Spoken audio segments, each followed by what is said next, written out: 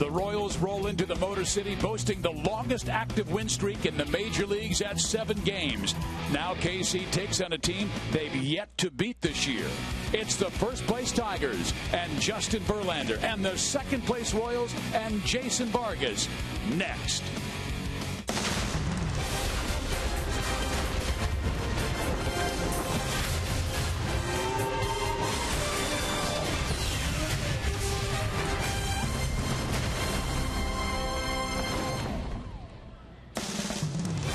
Royals baseball is presented by Academy Sports and Outdoors. Tonight from Comerica Park in Detroit, it's game 1 of a 4-game series between the Royals and the Detroit Tigers. Hi, everybody. I'm Steve Physiak. The Royals know they must conquer Detroit if they're going to win the American League Central Division. The Tigers have won the Central each of the last 3 years, so they know how to get there. And they were in first place by 6.5 games entering June, and then the Royals got hot and Detroit got cold. The Tigers are 5-8 in June. The Royals are 10-3. Look at the run differential. The batting average at 277 to 280 is pretty much the same, but the Royals pitching staff much better than Detroit. Joining me this evening is Rex Hudler. And Rex, the pitching and defense outstanding in the first 2 months, but Ned Yost really feels like finally in June the offense is picking things up. The extra bases are, Fizz, and that means instant runs, and we've seen them get those in bunches. How nice has that been to see? 5 runs in 1 inning? That's really helped that pitching staff, and hopefully it will continue. Now, they're going with a little bit of pop. Salvador Perez is starting to find his groove. 7-game hitting streak. Hosmer, here we go. The month of June has been good for him, and Billy even hit a bomb.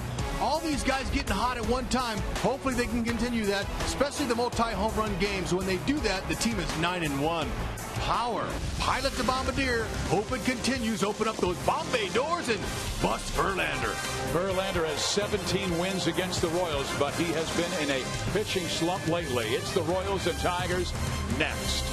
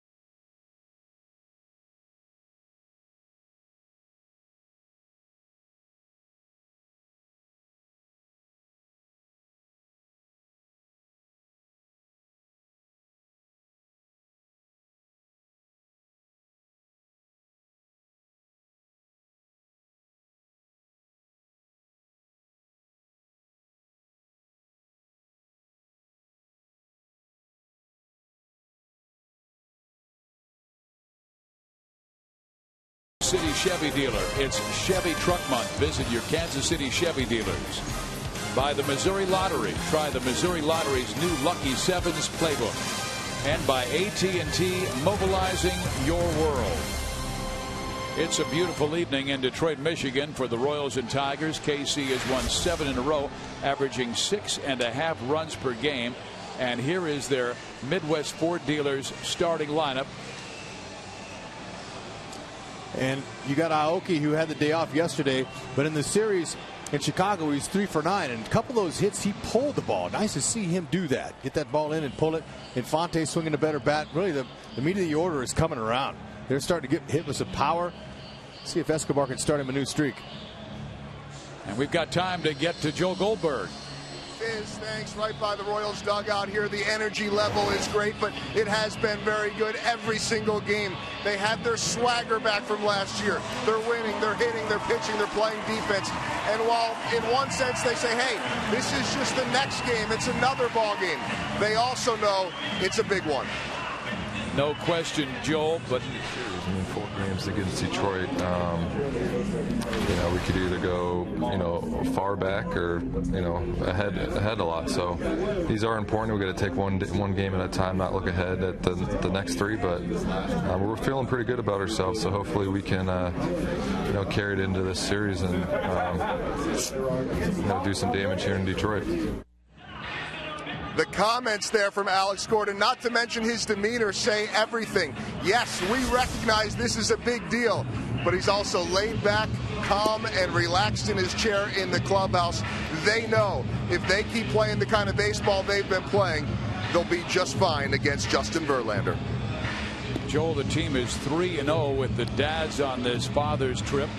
And the guys took batting practice today, and a lot of guys were light and loose and having fun out there. And a lot of the sons were shagging the fly balls, ground balls struck by their dads today, Hud. Yeah, a special moment. But right now, it's even a more special moment for the Royals. They need to get a win against the Tigers. They're 0-5 against them this year. Verlander, he's got a 2-4 seam fastball. He'll go 90. He will touch some 95 to 96. However, he's more around 92 miles an hour now. Velocity's been down. Power curveball, slider change.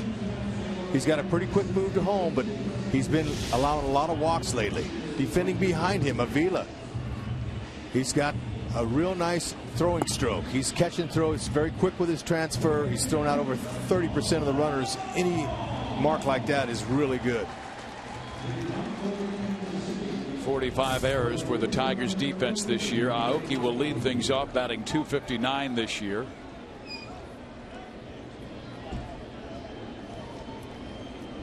Early runs are important. When the Royals score first, they're 25-8. They've scored first in the last 7 games. The Royals come into this game with a record of 36-32, just a game and a half out of first place behind these Tigers. Both corners are in. Aoki has more bunts than any player in the American League with 6 this year, so Castellanos, the third baseman, way in at third. What we've seen lately is Aoki's been looking for the pitch in, and he's been pulling it. However, Castellanos, the third baseman, he's right where he wants him. He likes to shoot that ball by the third baseman.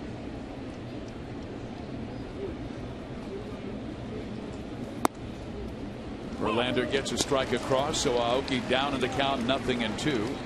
KC coming off a sweep of Chicago, outscoring the White Sox 22-6 in 3 games.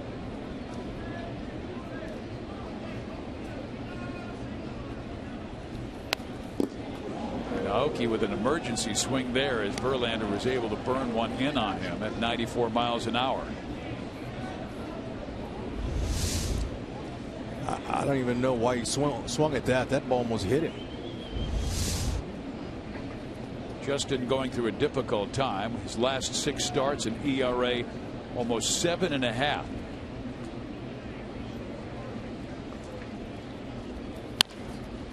Hit to the shortstop, and it is Suarez to throw out Aoki, 1 down.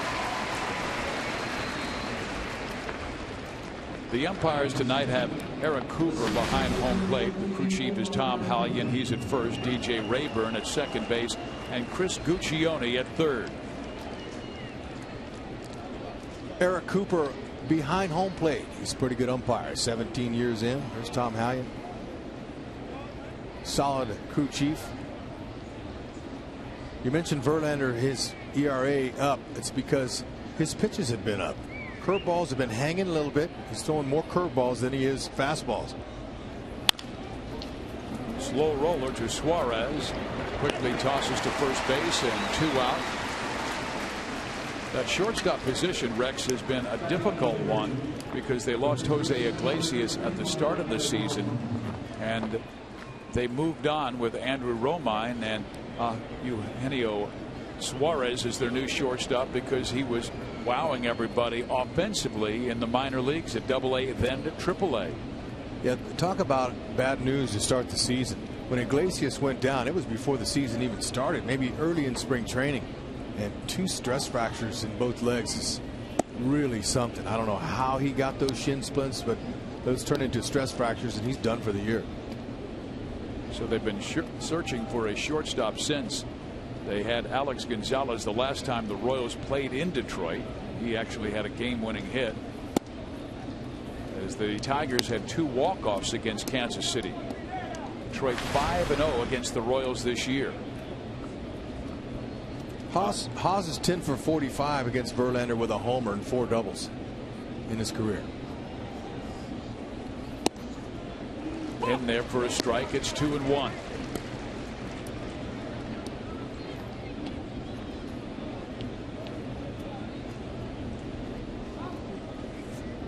A lot of guys have been sitting on Verlander's curveball.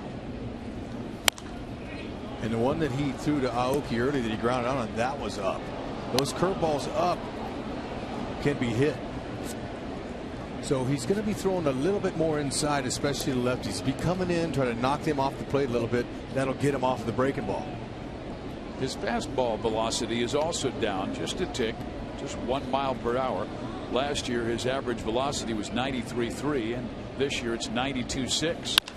Ground ball short. Suarez will take care of all 3 Royals in the first inning. We'll see the Royals left-hander Jason Vargas when we come back.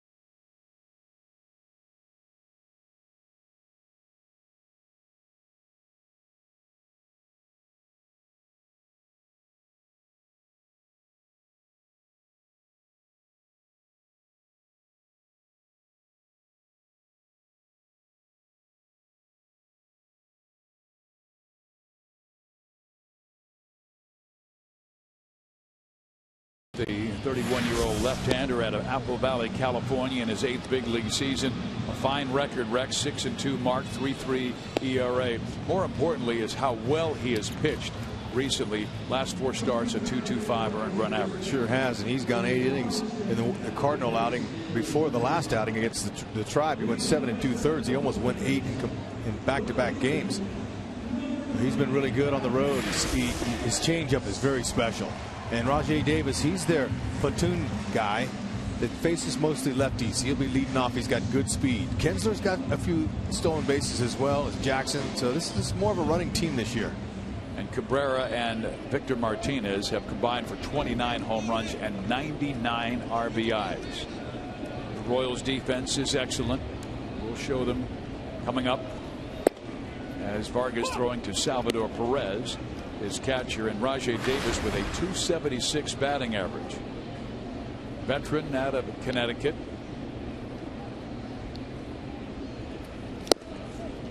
Good off-speed pitch, and Vargas has an 0-2 count. Yep, it's a beauty.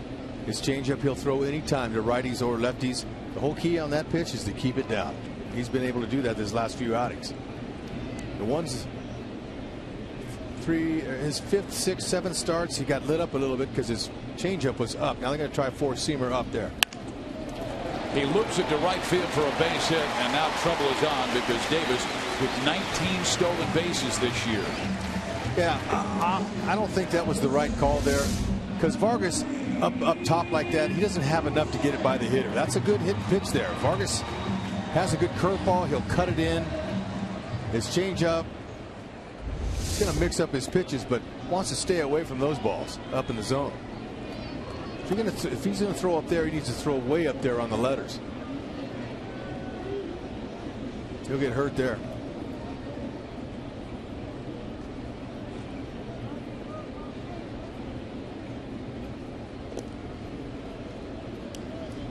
Davis 19 steals this year. He has only been caught 4 times, and he and Kinsler has always had success against the Royals left-hander. A .320 average against Jason with 2 home runs.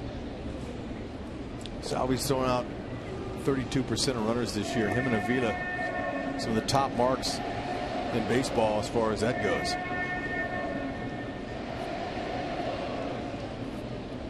Salvi's looking forward to the challenge. He told me before the game today that he hopes they run. Kinsler takes high and outside. 1 ball, no strikes.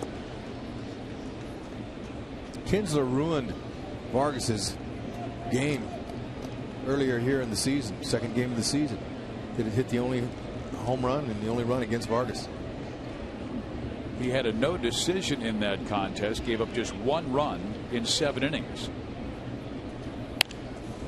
And Kinsler pops it up on the left side. Alcides Escobar will be there for the catch. And Rex, how about the defense? Just perfect. We couldn't have queued it up any better because we've highlighted Escobar. Escobar is the best shortstop in the American League, in my opinion, however. Now, there's a couple of guys in the National League that might be as good, but Escobar, with his bat and the way he feels his feet and his arms, he is a human highlight tape. There's Alex. And Rex, how about the sun? I saw Alex with his glove up. That sun's like staring him right in the face. First couple innings, it might be a problem for him. 1 on, 1 out for 2-time MVP Miguel Cabrera. Strike 1. Righties have hit Vargas at .246, 10 home runs allowed. Lefties .261 with 1. Salvador Perez sitting right up there. Good low strike. Vargas knows that's exactly where he needs to keep it with this guy here. Anything elevated here, he likes to shoot the ball to right center. He's got really good power to the opposite field, but he will pull, but he doesn't like to. He likes to shoot that ball to the gap in the opposite field. Even though the Tigers have struggled in the month of June, Cabrera has not. And right now he has a 9-game hitting streak where he's hitting .389. Mike Trout of the Angels with a 10-gamer. Sal Perez right there as well with a 9-gamer. Tries to dot the outside corner, misses. 1-1. He has grounded into 7 double plays this year, but that inside out swing keeps him away from rolling his top hand over to the left side of the infield.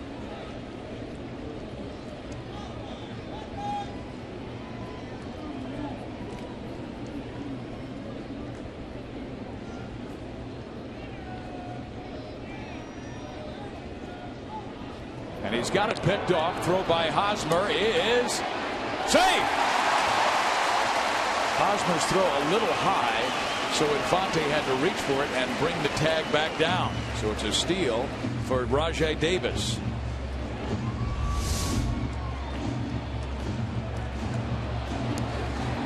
Hosmer with a great throwing arm. Missed with the throw. It was up. You've got to be able to throw that ball right over the shoulder of the runner. Sometimes that'll be a distraction for a first baseman. You don't want to hit him in the back, but Rajai Davis did what they teach you to do whenever they throw over. I mean, he was going first movement. You just keep going. Don't stop and get in a rundown. Miguel Cabrera is the best in the American League in this situation. Runners in scoring position. He's hitting .406. Ned Yost, he started out of the dugout, but I think Wakamatsu called him back because he was under the tag.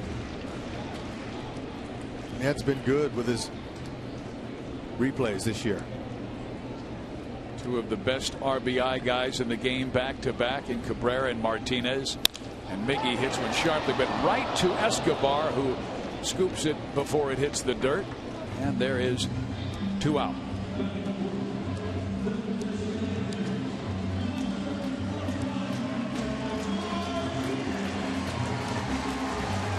Well, Vargas has certainly been a road warrior this year as we take a look at our Toyota League leaders. Jason right there at a 1.6 ERA on the road. Only Hudson, Keuchel, Wainwright, and Bumgarner have lower ERAs. Love to see that. They need him to have one of his good games. Now Victor Martinez, he hits .413 with 5 home runs out of his 17 against lefties. .342 with 10 RBIs his last 10 games. Back healthy and looking strong, but the first time Detroit faced Jason Vargas, they had him on the ropes, but the Tigers were only 1 for 9 with runners in scoring position in his 7 innings of work. It's almost like he's better from the stretch, Hud. And he, like most veteran guys that are on top of their game, know how to execute when they have to. Martinez sends it out of play. He has Martinez down 0-2, but this is a guy very difficult to strike out. Joe Goat gave you the numbers. 17 home runs this year, Rex, and 17 strikeouts. He's a phenomenal talent. And he's healthy this year. When they let Prince Fielder go, they traded him for Ian Kinsler. They had an idea that Victor could be able to back up Cabrera, and they knew he'd be healthy this year. Last year he struggled. Fouled off. He wasn't quite healthy from his knee surgery from the year before, so it took him till the second half of the year for him to get himself together. And a lot of question marks were presented to the Tigers before the season, wondering if he would be able to be the guy to support and to back up Cabrera. Look what he's done hitting from the right side this year. He can rig. So Vargas trying to make a quality pitch to get out of a jam in this first inning. Hit high in the air left side. Gordon over for a look, but it will find the seats, and they'll try it again at 0-2. And hey fans, it's time now for you to tweet your photo using #KCFanPhoto for a chance to have it shown in an upcoming game broadcast. Brought to you by AT&T.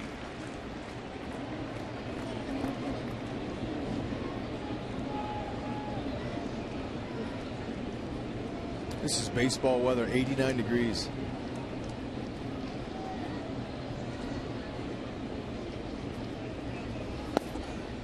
Victor takes it in the dirt.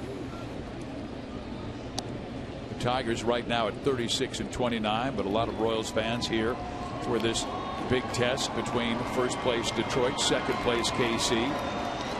The Tigers have won 2 straight after losing 9 of their previous 12. Victor's 3 for 6 in his career against Vargas. In there, strike 3 called. Martinez will debate, but Eric Cooper, a veteran umpire, calls him out, and Vargas gets a key strikeout in inning number 1. Pitching inside will be a big key for Vargas. Keep him off the outside part of the plate. He's got to go.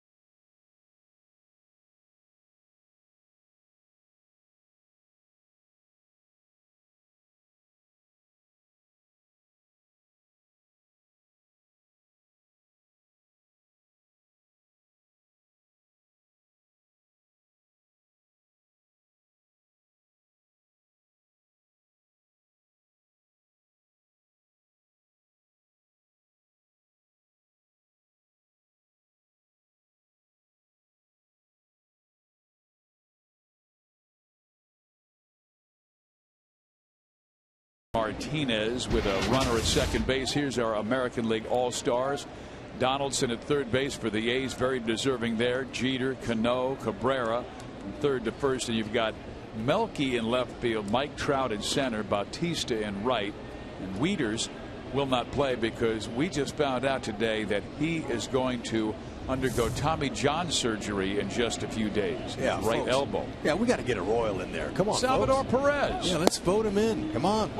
You know, I got on the press elevator and the young lady in there had a stack of all-star ballots and she was punching out all the Detroit Tigers. So back home at the K, come on. Yeah, we can do the same thing. Alex Gordon, he's deserving again.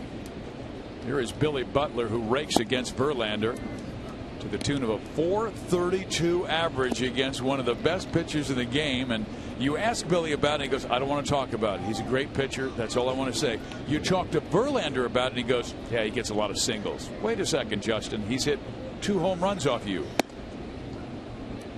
So there's the fastballs in. He's going to be coming in lefties and righties. It's up to the hitter to be able to decide if that's a good one to swing at or if that's off the plate. Verlander got 3 straight groundouts to short first inning. He's had 4 walks in each of his last 2 outings. So his command hasn't been really good. The Royals have the top 2 hitters against Justin in their career. Perez at .444 ahead of Billy, but Billy has a lot more at bats than Salvador.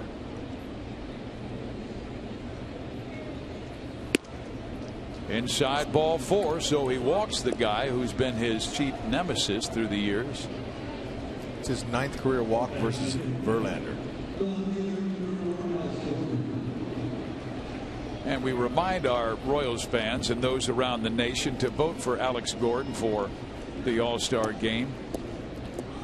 Just hashtag crown a Royal. It's not a better left fielder in the American League. In Major League Baseball. And the National League All-Star balloting, Stanton, McCutchen, Puig in the outfield. You can see first to third Goldschmidt, Utley, Tulowitzki, Wright, and Yadi Molina is catching. Billy Butler's got to feel good about that. Verlander just threw over to first. That'll make him feel good. Well, Justin with 24 pickups, but Billy doesn't have a big lead. And Gordon, the batter, he takes high ball 1. So the Royals weren't able to score in the first inning. Well, that's not anything new for Verlander. He's given up just 1 run in 14 first innings this year. Gordon tied with Perez for the most home runs in the team. Leads the club with 36 RBIs. Outside 2-0. And I love the interview that Joel had with Alex before the game, where it just looked like Alex was so relaxed. He goes, hey, this is not a big series. We're playing it 1 game at a time. If we win tonight, we got to go get them tomorrow.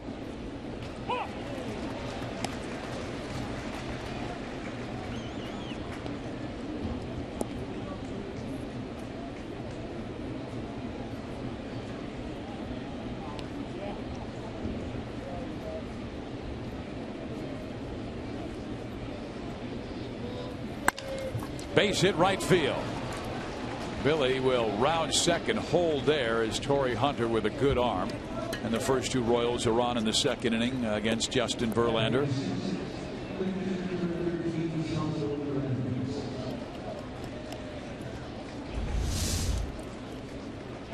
One of the reasons Alex is doing so well lately is he's waiting for his pitch.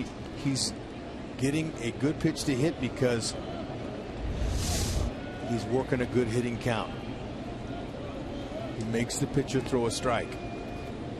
That's one of the reasons why his numbers are starting to spike. Here is Salvador Perez. Went deep yesterday, a 3-run home run. And that may have been the critical moment of yesterday's game, a win by the Royals. And Rex, I say that because Alex Gordon on a 2-2 count took a very close pitch that Andre Rienzo thought was strike 3, end of inning. And he let that affect him. He walked Gordon, and the second pitch to Perez was hit out, and Andre was furious. Well, Rienzo is not quite polished and established like Verlander. Verlander's not going to let the hitter or the umpire know that when he misses. Salvi, he's just looking for something. out over in his zone, and in his zone has been on middle away lately. He's been taking that ball to the outside corner to opposite field. The Royals also letting go the pitchers' pitches, putting themselves in better counts, and when they get a ball up, they're doing some damage. And there is Salvador Perez looping one foul. Back even in the count is Verlander at 1 ball, 1 strike. The hitters are doing so much better with runners in scoring position now that their average is 286 as a team. That's second in the American League and 4th in Major League Baseball. They're getting the timely hits. Salvi picking things up as well. 7 for his last 15 with runners in scoring position since June 2nd. Verlander came up and in, and Salvador goes down in a heap at home plate. 2-1. It's a curveball though, so that's better than a fastball, especially noggin high. He just ducked it.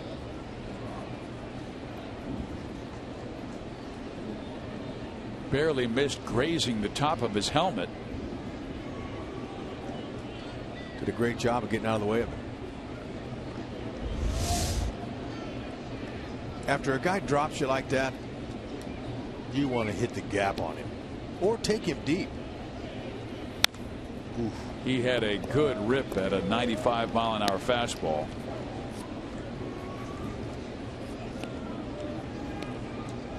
There was a time when Justin could reach 100 miles an hour, but we are told by Detroit people that they haven't seen that this year. That's a freak number, Fizz. It is. Yeah. But Verlander lived up there for years. He did for a few years, but it's hard to maintain that type of velocity, especially when you get some age. Good pitch. He strikes out Salvador. So 1 down in the second. That was a good pitch. Now 92 miles an hour, you can do a lot with that fastball. He'll go 92 to 95. We've seen. Now there's the breaking ball. Well located. That one didn't hang. Not easy to hit that one. Lorenzo Cain, the batter, he's going through a rough stretch. Just 1 for his last 18. That's seen his batting average drop to 301. But he is a 364 hitter with a runner in scoring position by just staying on the ball and shooting the ball up the middle into the opposite field. 2 on with 1 out.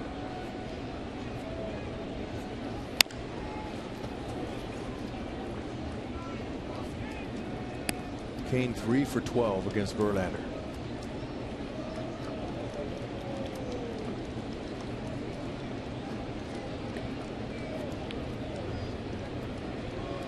Butler walked, Gordon singled. Salvador Perez just struck out.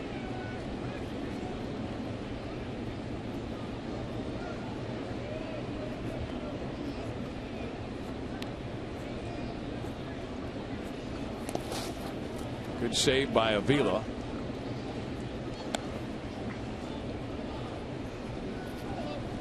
Opponents batting .323 against the Tigers right-hander.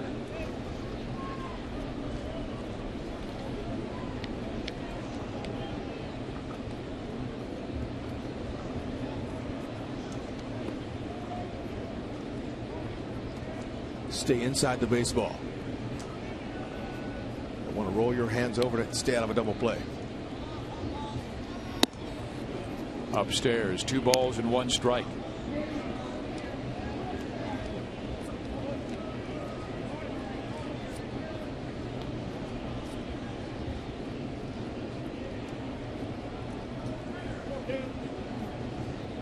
Verlander came into this game with an ERA of 4.61, his highest since 2008.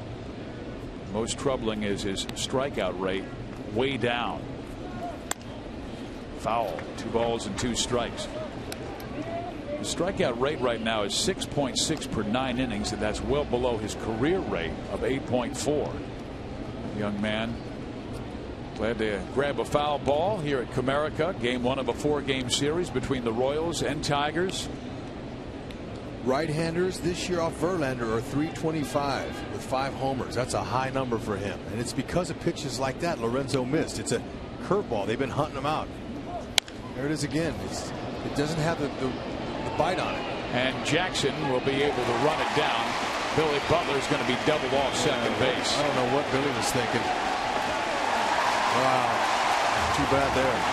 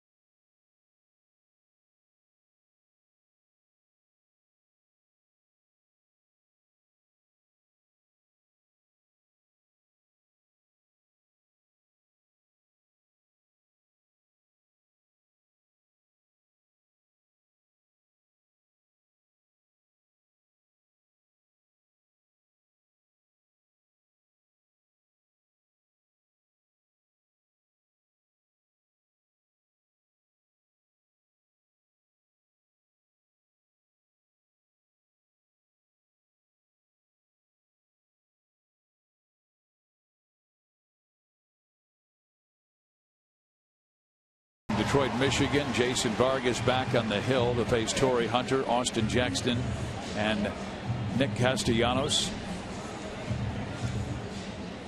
Here is Torrey. Absolutely great guy in his 15th big league season.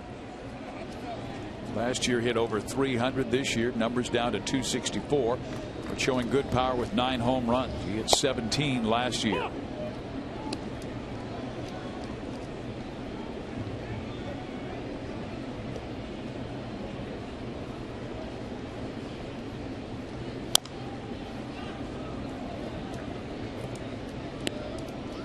Torrey always has hit Kansas City well, whether he was with the Minnesota Twins, the Angels, and now with Detroit.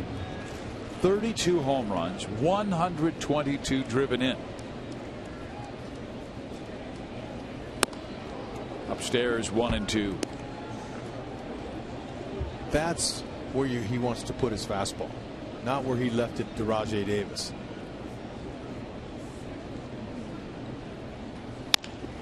Then he came in, and Moose with a nice backhand, long throw, and it's right on the money. 1 out.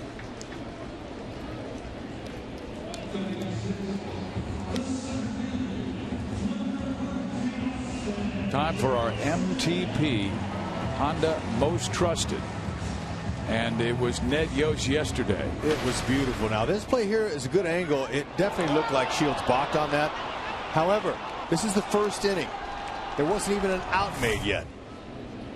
And Ned, the reason he's our Honda Most Trusted player is because in the 36th ejection in his managerial career, it's the first time he's ever got tossed before an out was made in the game. And he stood up for James Shields. I loved it. It's okay to spit on him, Ned. Yeah. And that saved Shields. I mean, Shields was getting a little bit animated out there on the mound. And sometimes, home plate umpire, yesterday was Paul Emmel. He had a short fuse, but that was a heck of a toss by Ned. So he took the brunt for James Shields, so Shields wouldn't get tossed and the Royals wouldn't have to go to their bullpen really early. The batter is Austin Jackson. Batting average down 20 points from last year, but a good, solid, consistent player. And Vargas eats him up.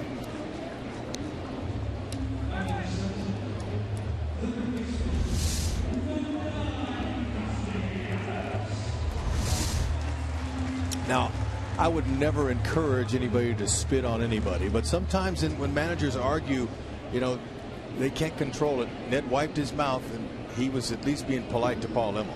I think anytime you have a heated discussion where you're nose to nose, sometimes things come out. The juices flow. Fizz, we're about 5 feet apart. I spit on you sometimes. I don't mean to. Sometimes you mean to. Look at, see, that's heat right there. You don't see much of that with the replays now. But it's the first time Ned's been tossed on a balk call too. He got right in his face. So here is the kid Nick Castellanos. Now that's an interesting situation, Rex. You have two guys on the left side of the infield, both Nick Castellanos and their young shortstop Suarez, both 22 years old. It's a young man's game. Grounder to third. Moustakas with the quick toss. Nice pick by Eric Hosmer, the Gold Glover. And we head to the third inning, still looking for our first run.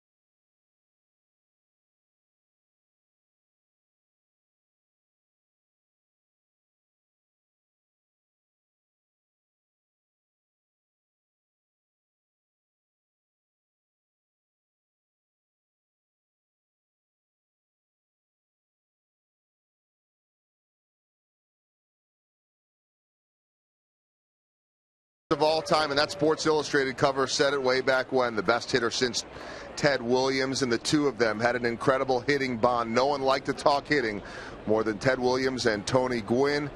And the 52-year-old passing away today from cancer will be missed dearly throughout the world of baseball. Mr. Padre, and you see it right there. TG for Tony Gwynn, 5.5. He made a living of hitting it in the 5-5 hole, meaning in between the third baseman, which is known as the 5 spot, and the shortstop known as the 6, and he did it better than anyone else. A lot of folks commenting on this and social media, Twitter, and we'll share some of those very powerful messages with you from today. First off, we take a look. Billy Butler, Tony Gwynn left such an amazing legacy. R.I.P. Tony Gwynn. Juan Pierre, Tony Gwynn once waited for me 40 minutes after a game when I was a rookie to talk hitting, and that, he said, had an incredible impact on his life. Moose is going to fly out here to left field, and Rajai Davis. And then our very own David Holtzman, San Diego native. Tony Gwynn made his debut when I was 4 and retired when I was 23. He was my childhood. And so real sentimental thoughts there from our associate producer, Dave Holtzman. But, you know, the thing, and I know both of you had the chance to meet him, and what everybody says, and I was fortunate enough to interview him once, that as incredible as he was as a hitter, perhaps the best of his generation, he was an even nicer man. And the stories, and I would encourage anyone, get online and read any of the stories that are being written today. They're all just incredible, heartwarming stories. And guys, some of the stats from a baseball standpoint are just incredible. He had so few strikeouts that in his whole career, that Hall of Fame career, he had fewer strikeouts than Chris Davis has had since 2012, and Adam Dunn has had since 2012. And we talk about Victor Martinez not striking out. Ironically, he did strike out tonight. He has struck out once every 16 plate appearances this year, which is the fewest or the least frequent in baseball. Tony Gwynn had numbers greater than that 13 different seasons. It was just incredible to see what he did. And Ned Yost shared a really interesting story before the game. He said that when he was coaching in Atlanta, the Hall of Fame pitchers, Maddox, Smoltz, Glavine, they could not get this guy out. They tried everything. And they finally said, let's just try to throw it down the middle. And that was the only time they had a little bit of success against the future Hall of Famer. That story kind of struck a nerve or rang a bell with Jeff Montgomery. He said he finally tried the same approach with Wade Boggs. It was the only thing that worked. He got him to line out. How many strikeouts total for Gwynn did he have in his career? Escobar tries to drop one to left field, but Davis is there, and there are 2 out here in the 3rd inning. And he was also an exceptional basketball player. One of the stories, Joel, that I heard was on a Saturday, his last basketball game, he had 16 points and 16 assists.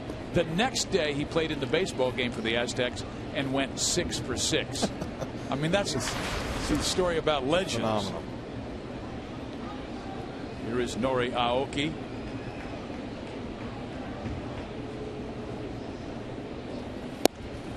Swing and a miss by Aoki, and he's down, strike 1. Joel. 434 strikeouts, Hud, you asked, in 9,288 at-bats. Dunn and Davis have had more since the start of 2012. Obviously, they're free swingers. But nowadays, guys will do that in 2 or 3 years. He had that few in a career. And how about this? Best career batting average, since 1934. Ted Williams, 344, number 1. Tony Gwynn, number 2, at 338. And there are the basketball images. Long Beach Poly High School, where he was an All-American. He wanted to go to Cal State Fullerton, but he said they would only let him play either basketball or baseball. And he said, I want to play both. So he went to San Diego State, and the rest is history.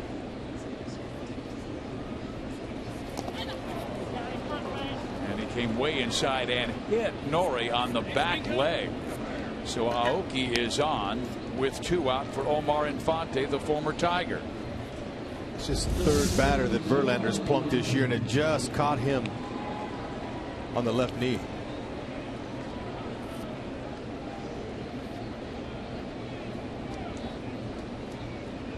Rex, we've been talking so much about the importance of this series with first place Detroit, second place Kansas City, the Royals surging, winning 7 in a row.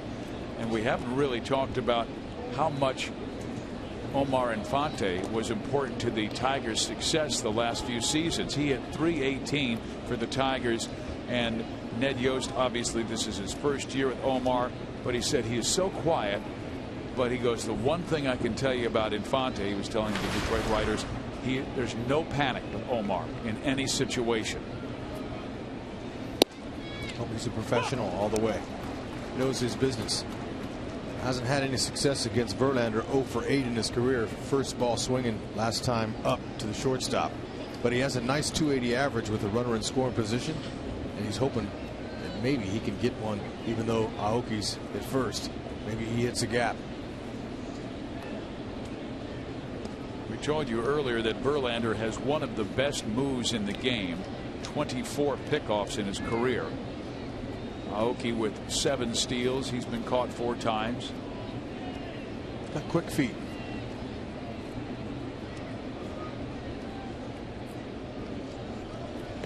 And again, he chases Aoki back.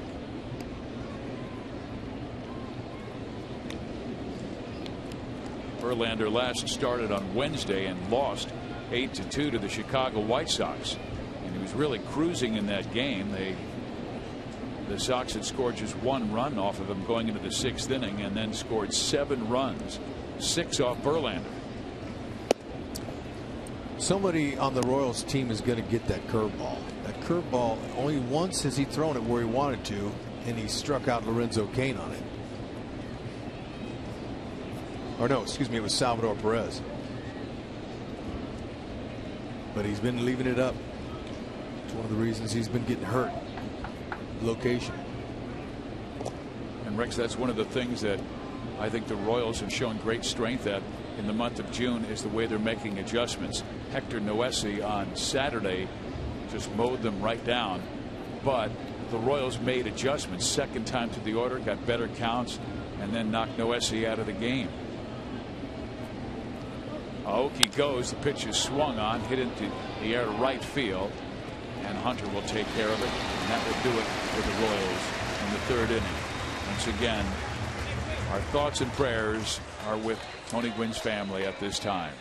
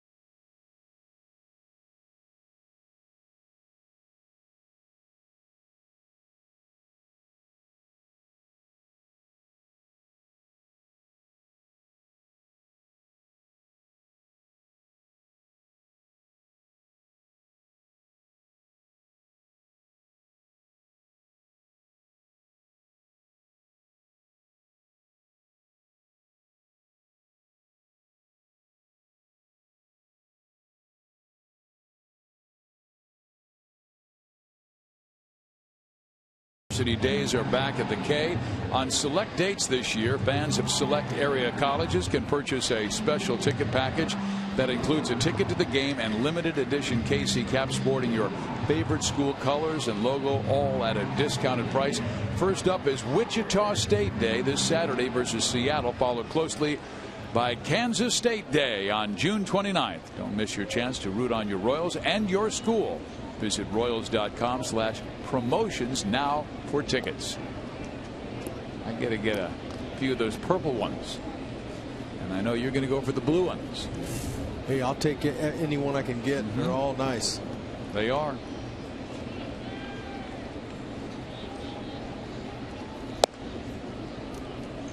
We've got to get Iowa State down to the ballpark as well. Have Cyclone Day. There you go. Alex Avila will lead things off. .218 average this year. He has 3 hits off Vargas. 2 of them are home runs. And he spanks that one in right field.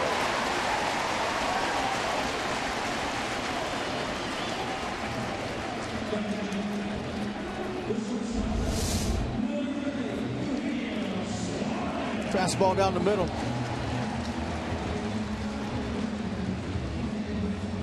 Coming in, just hitting 195 against lefties. Now we'll get a chance to see the kid. The Detroit Tigers called up just a couple of weeks ago Eugenio Suarez, a 22-year-old shortstop out of Venezuela. And he hit home runs in 2 of his first 4 major league at-bats. Tigers haven't had that happen in more than a decade, when Robert Fick last did it. And Suarez bunts, good one, picked off by Hosmer, and they get the man at first base just barely. Oh man, I'll tell you, that's a nice play by Infante to be able to get over there. And Hosmer to time the throw to get to him. Great sacrifice attempt there and almost turned it into a base hit. You got to have a lot of focus there as a second baseman, running and then having to stop, find the bag, catch the ball. Look, he wasn't even looking at the ball into his glove. Great hands. real calm, didn't panic. You know, some guys will get over there and they'll jerk at the ball and drop it, and sometimes that can cause a big inning. Now Rajay Davis singled, stole second base in the first inning, but Jason really had him set up a breaking ball, a changeup, but then a fastball that he was trying to get up and in, but left it over too much of the plate. Yep, didn't hurt him though. They got out of it. Davis, with 2 strikes on him, did single to right field and was left stranded when Cabrera lined out. Martinez struck out looking.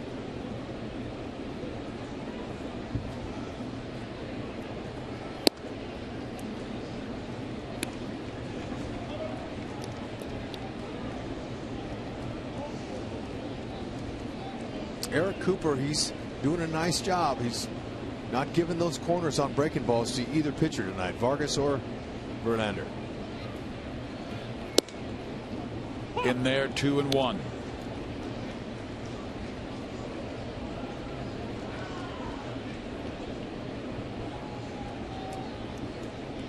Davis with the Blue Jays last year hit .260. But Detroit wanted more athleticism. Lifted foul, that will get out of play. Last year they were dead last in stolen bases with only 35. This year they already have eclipsed that with 47, but they wanted to get speed, so Dave Dombrowski went out and he acquired Rajay Davis, who meant more speed, more stolen bases. They made the trade of Prince Fielder, losing power but getting speed, and a second baseman and Ian Kinsler. That has helped. That ball struck pretty well left center field, and that ball is going to go up against the wall. It will score Avila, and Davis has himself a double.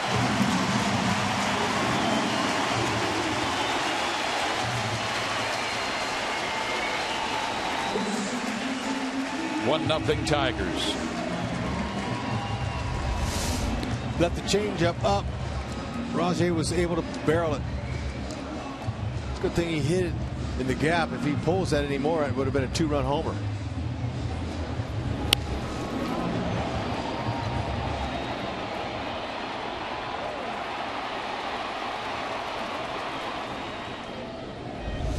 That's called making the outfielder stop you. He was going hard all the way.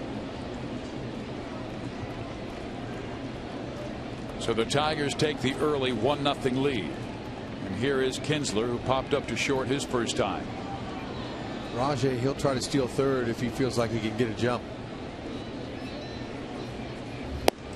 Kinsler takes strike one. Much easier for a base stealer to steal third than it is second base, because you can get a bigger lead, and left-handers aren't able to see you as well. We were talking about the Kinsler acquisition. He was with the Texas Rangers throughout his career.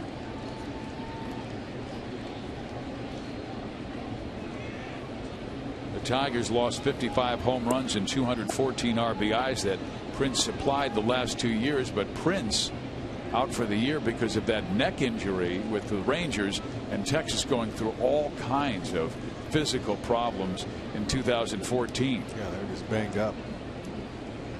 Up and down their lineup. Hit sharply to left field. That's a base hit. Davis will stop at second. And runners in the corners for Miguel Cabrera.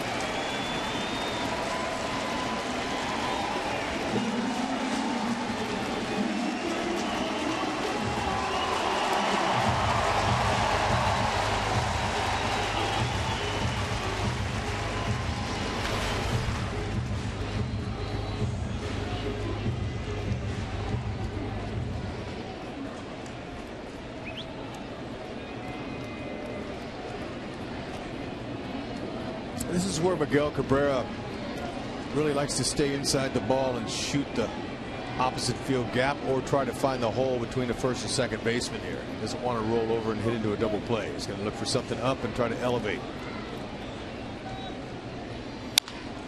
To third, Moustakas has a chance for two. There's one, and there's two. And he couldn't do it. Nice pitch by Vargas.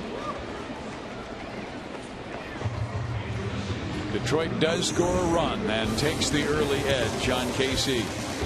Oh, yeah. 8th time this year he's rolled it over.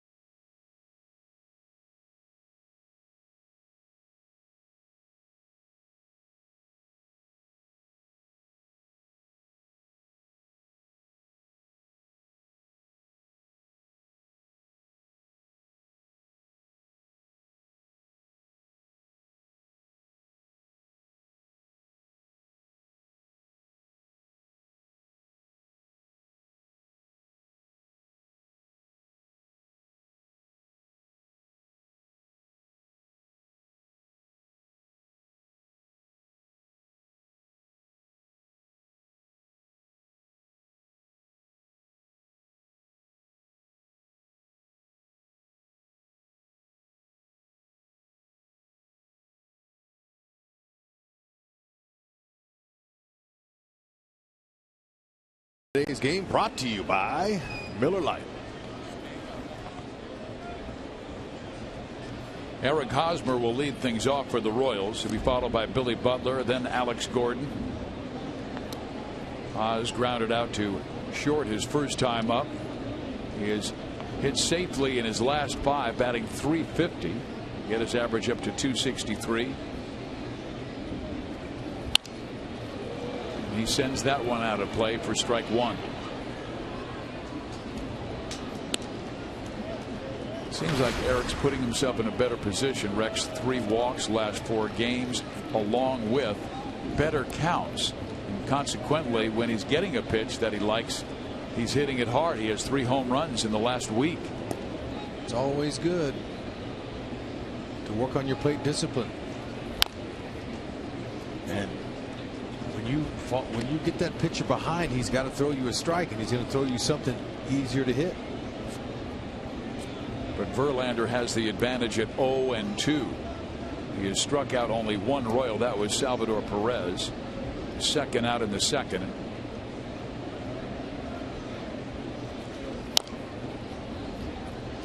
Well, he's been able to get it in on Hosmer, and we're seeing a lot of that. Opposing right-handers coming down and in on Eric. Being ahead 0-2, he doesn't have to give him anything good. Might want to waste a pitch. He did there, and it's a 1-2 count. Haas, he likes that high pitch. It was a little bit up. Got a nice slight breeze blowing to left field.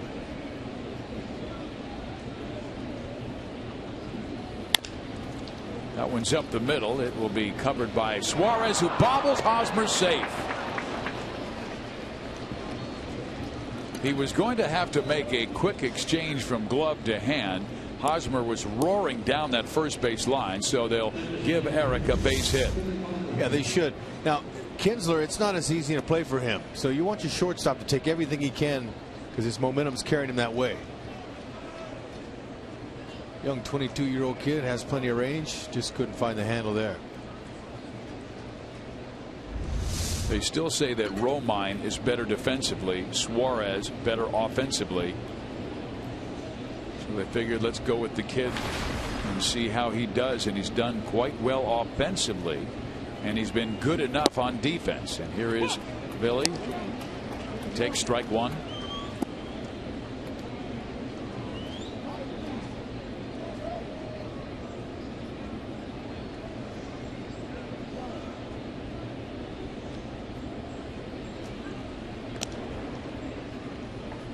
His dad, J.D., was part of that batting practice for the dads today, and you pitched BP, and of course Joe Goldberg mic'd up Billy, and he was giving you a lot of grief, Hud. And I deserved it. I was terrible. Haven't thrown batting practice. Oh, man. And this could be a 6-4-3 double play. It will be when there's 2 gone early in the 4th inning. It's the first one of those he's hit into since May 25th. I knew it had been a while.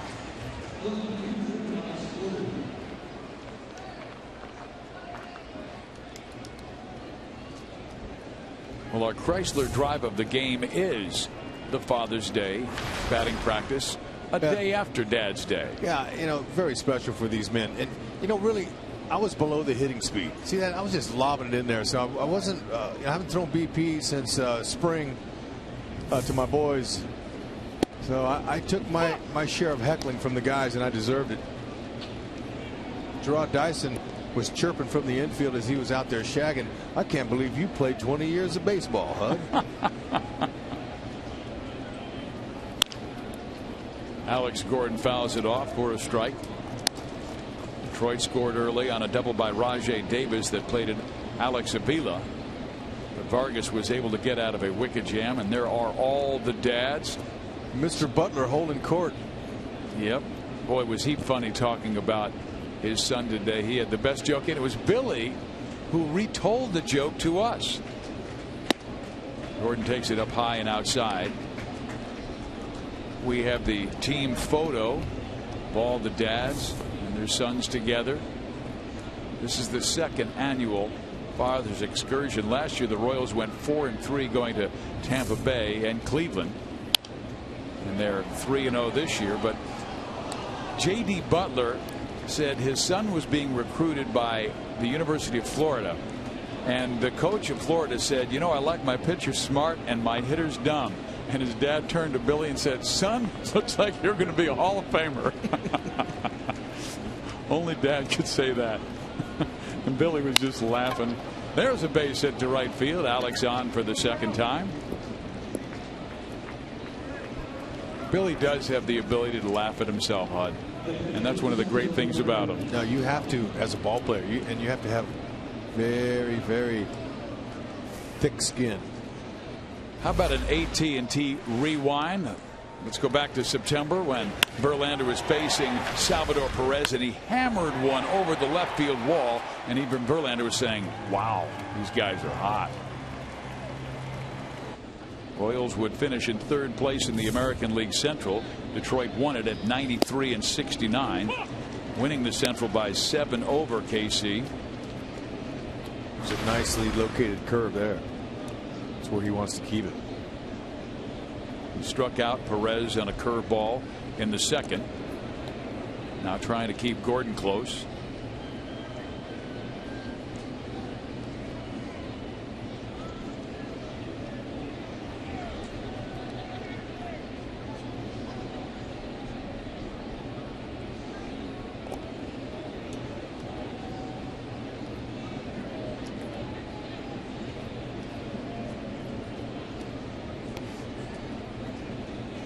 Threw over several times with Aoki, and you can see the wind blowing out towards center.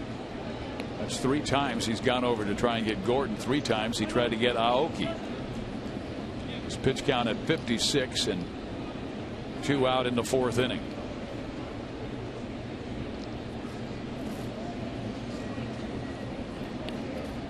The Tigers at 36-29. The Royals at 36-32.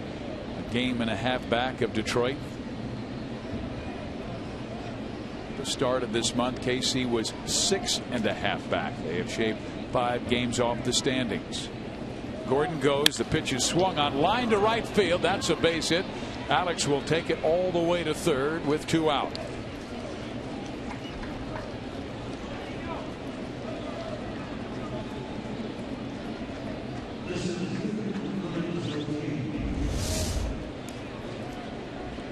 Fastball in the outer half. I told you earlier, Salvi's been recognizing that pitch and hitting it right there where it's supposed to be hit, that way.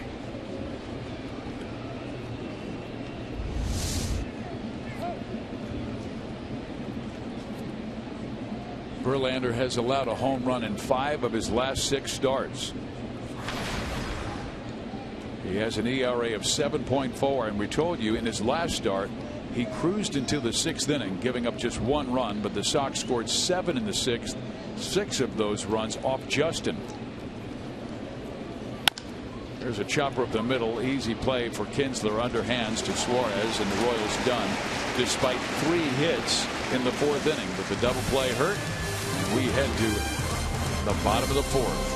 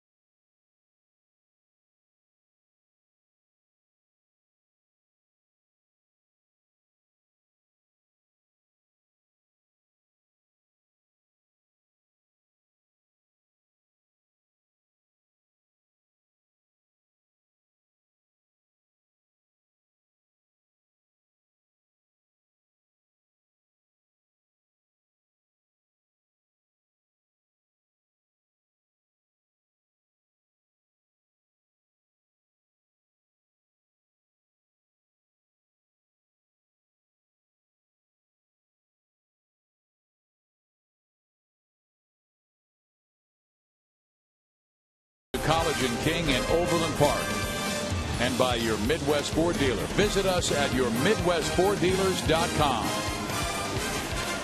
Steve Physiak, Rex Hudler, Joe Goldberg, Jeff Montgomery with you at Comerica Park in Detroit, Michigan. There is a Vargas band. Jason will be back on the hill. He knows a lot about baseball. His dad is in town, part of the father's trip, and his dad Joe was high school baseball coach at Victor Valley High School, and Jason said that's why I think I've got a pretty good feel for pitching.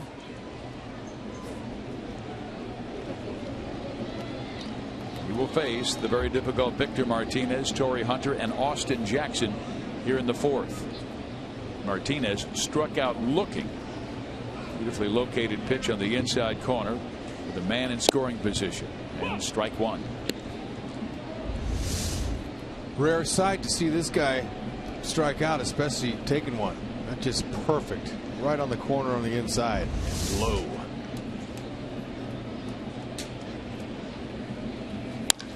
Martinez strokes it into right center field. Kane over quickly and makes sure he only gets 1 base.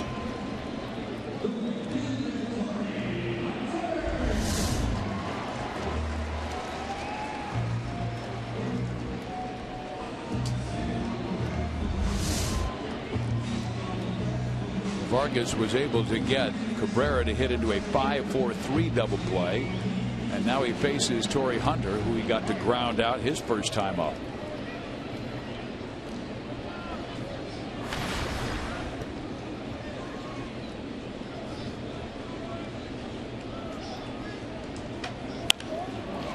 Belted a long way, but foul. What a catch. That's why you bring your glove. I'd be fired up too.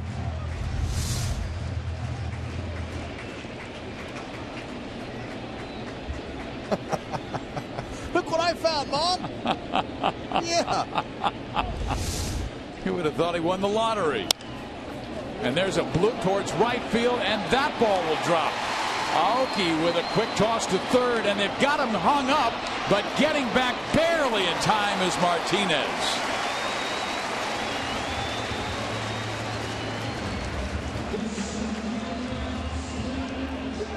Victor took a hard turn around second, was halfway between second and third, and now is Torrey Hunter okay? Nope.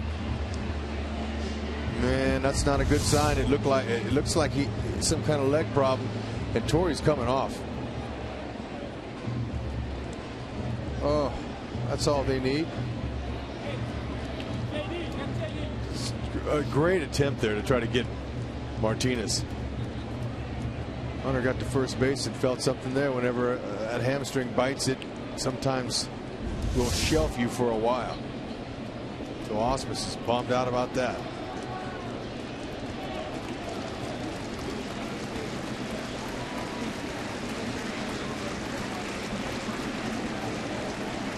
So J.D. Martinez will come into the game and pinch run and likely stay in the game in right field.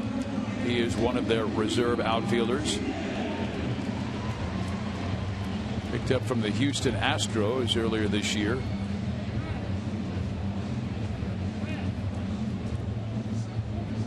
Well, Royals fans, come out and support your boys in blue as L.A. invades the K next Monday through Sunday with back-to-back series against the Dodgers and Angels, packed with plenty of fan favorite promotions featuring T-shirt Tuesday, Girls Night Out, James Shields bobblehead night, and K-State Day. This is 1 week of baseball you don't want to miss out on. For tickets, visit Royals.com or call 1-800-6-ROYALS. Well, Vargas in a jam. 2 on, nobody out. Austin Jackson, the batter. You would expect Jackson to drop a bunt down here, maybe to move the runners, but he hasn't had a sacrifice bunt all year.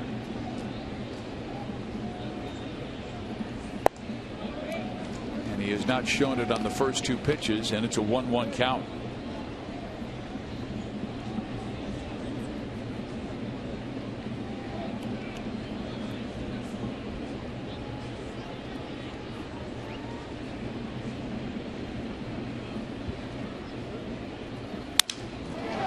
Up the middle, a broken bat base hit. Martinez coming home. Throw by Lorenzo Cain to third base, and they throw back, and this time they do get him at second base. But Detroit takes a 2-0 lead over the Royals.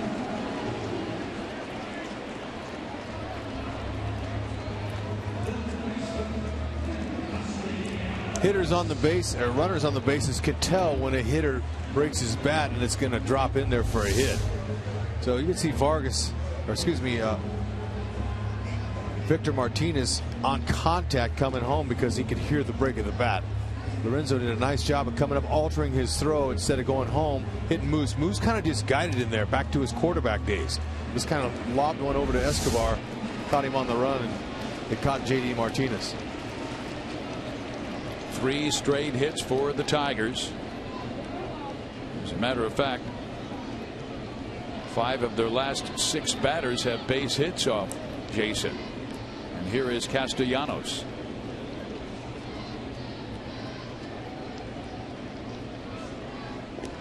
Austin Jackson with 8 steals this year. He's running more than he did last year, but Brad Ausmus wanted to do that. That was really not in Jim Leyland's formula with the players he had last year, and Jackson only stole 7 bases.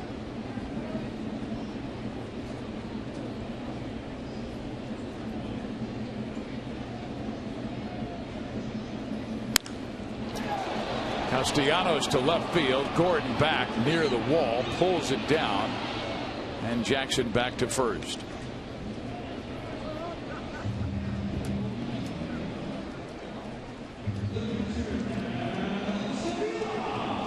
Last time the Royals have been trailing by 2 runs was on the 6th of June of this month to the Yankees. So they're not used to this. Yeah, they scored first in every single game of this 7-game win streak. During the streak, they also averaged 6.5 runs per game. So they're really torching their opponents, and they outscored Chicago in those 3 games 22-6. Well, offensively tonight, they're not being selective with runners in scoring position. They're swinging out of the zone again. And even though Verlander has been on a cold streak, you know how good a pitcher he is. I think they're giving him too much credit. Want to keep that same type of approach that they've had. Meantime, the Tigers have 7 hits off Vargas in less than 4 innings. Strike, 1-1.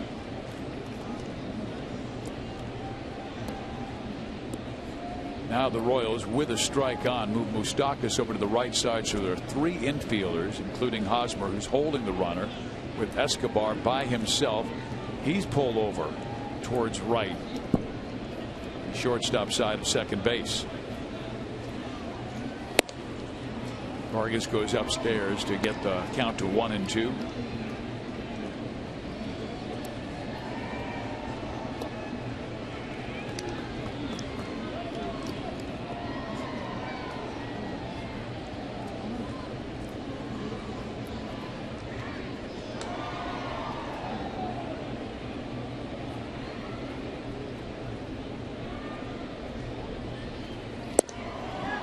Ooh, they get appeal and they get the strikeout. So that does it for the Tigers. They get another run on 3 hits, and we head to the 5th with the Tigers leading KC 2-0.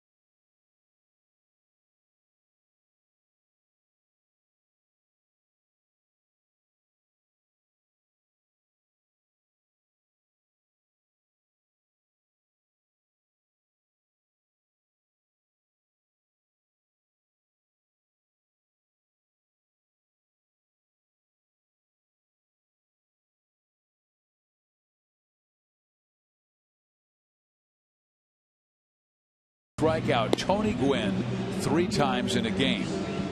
Ron Darling, Nolan Ryan, Dwight Gooden, or Bob Welch. Text A, B, C, or D to 432-432. I'd say all of them had the stuff to do it. Absolutely. Tony didn't strike out that often, and to strike out 3 times in a game is rather impressive. And we told you that Tony Gwynn passed away today at the age of 54 of salivary gland cancer. J.D. Martinez, meantime, in this game stays in after he pinch ran for Hunter, who's taken out because of a leg injury. Martinez plays right field, and here's the pitch to Mike Moustakas. He skies it to left, and Davis is there near the wall to pull it down. Well, Justin Verlander, a lot has been talked about his decrease in velocity, and as we take a look at our Academy Sports and Outdoors numbers, Verlander in 2011 averaged between 95 and 96 miles an hour on his fastball, and opponents only hit 212. Well, it has decreased almost 1 mile per hour every single year. But Rex, when you've thrown almost 2,000 innings, well, it's a lot of wear and tear on that right arm. It is, and they wouldn't be saying anything about it if he wasn't winning games, but he's been getting beat around, so that's why they're making a big deal about it. 93 mile an hour is plenty to get hitters out with. Alcides Escobar up. He hasn't been located. That's down the line. That should be 2. Davis bare hands, but Escobar will make it to second base easily, and then bluffs the move around to second because Davis held onto the baseball for a while. Yeah, that's a good start. Let's see if the hitters that follow can start being a little more selective and find a way to get Escobar home. There it was, a pitch out over the middle. Turned on it. Esky, if he takes anything off of it and it's slow, he's been pulling those down the line.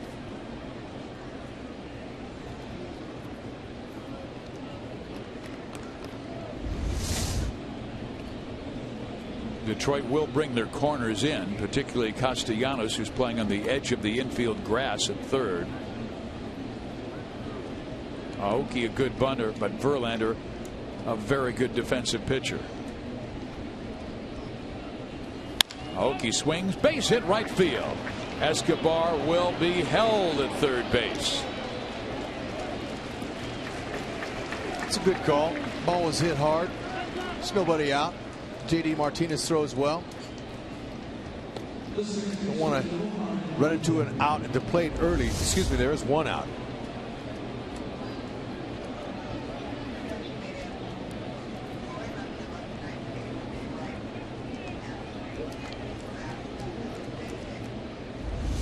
And we've just received the information on Torrey Hunter.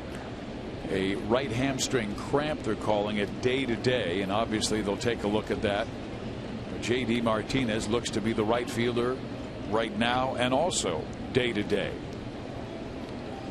Omar Infante, the batter, he hit .318 for these Tigers last year, helping them to the Central Championship, and he takes low ball one.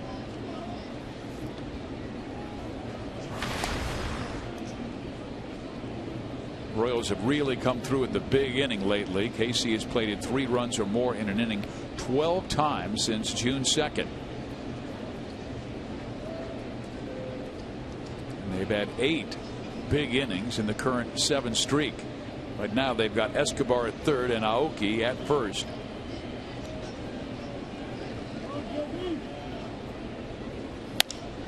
Omar took a shot at right field but sends it foul. But just to finish that story about Justin Verlander, Rex, I mean, you take a look at the last 3 years before this season.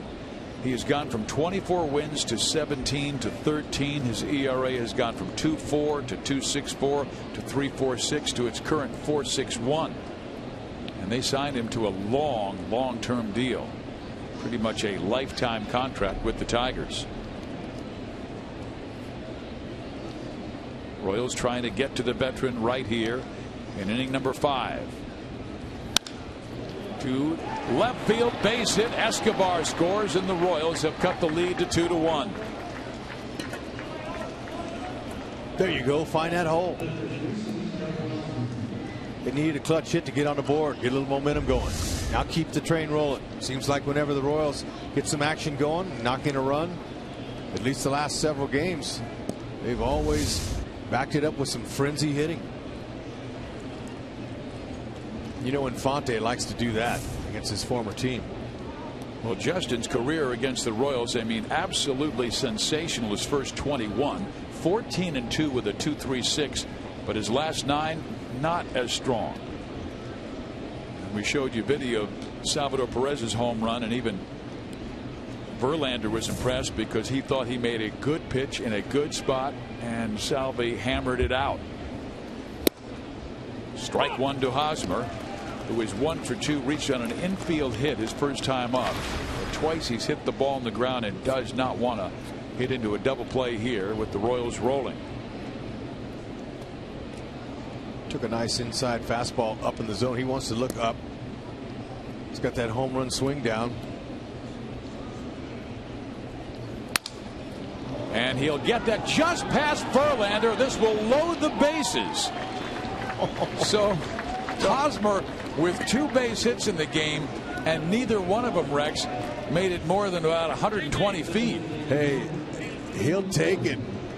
He's got a little smile going. You know, he'll take a little ribbit in a dugout when he gets back in there. But that was a jam sandwich. Probably 3 inches off of his hands. And you love that if you're a hitter, but if you're a pitcher, oh, that'll frustrate the heck out of you. You made your pitch, and then he hits a little dying quail in the infield like that to load him up for Billy. Right man, right place. Yeah, Rusty Kuhn's giving him a hard time, but he's got him loaded for Billy Butler. We told you Billy's numbers against Verlander in the past. .432 average, 2 home runs, 11 RBIs. Now, he grounded into a double play that hurt the Royals' rally in the 4th. It was his 7th double play he struck into this year. He takes a mighty rip and misses, strike 1. He wants to be selective, find his pitch. You know, Verlander knows that Billy's got great numbers against him, so he might try to get him to swing it off the plate here. Impressive with the bases loaded. More impressive is what Billy has done with runners in scoring position the last month. .444. He hits it well to center field. Jackson goes back. It's over his head, and this likely will clear the bases. In comes Aoki. In comes Infante. In comes Hosmer. And Butler continues to be the Achilles heel to Justin Verlander. That's how you do it. Wait for your pitch and drive it. Get on board. That ball has hit over 400 feet. It's 420 dead center. Jackson, center fielder, just turned and ran, and Hosmer read it from first base, and he took off. He barrels this one. Might be the best ball he's hit all year, and especially rolling over that double play last time up. He said, "This time, you're mine." Oh, that's a sweet stroke, Billy. Butler with 10 RBIs in his last 6 games. Here they go. It's the frenzy hitting in the track meet. Look at him trying to pass the baton. Hosmer.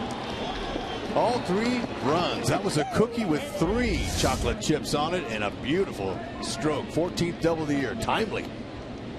Gordon is 2 for 2 with a couple of singles. But in the 6th inning, Verlander was really igniting the fire. He had given up just 1 run through 5 innings in Chicago, then gave up 6. How about that infield hit by Hosmer? That kept it going. And, you know, that's 66 infield hits now by the Royals. That's 3rd in the American League. But Billy with the huge hit.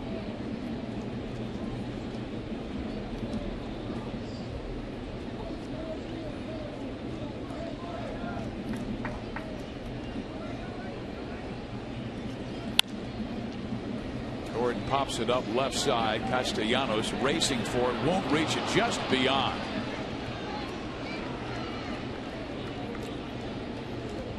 Fans, you can vote for the Royals Player of the Month at rallyhouse.com/Royals, and you will be entered to win a majestic prize pack from Rally House.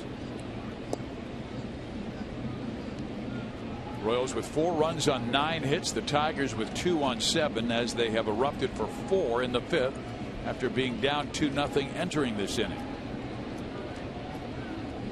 5 straight hits by the Royals. Escobar, Aoki, Infante, Hosmer, and the big one, Billy Butler. A bases clearing double.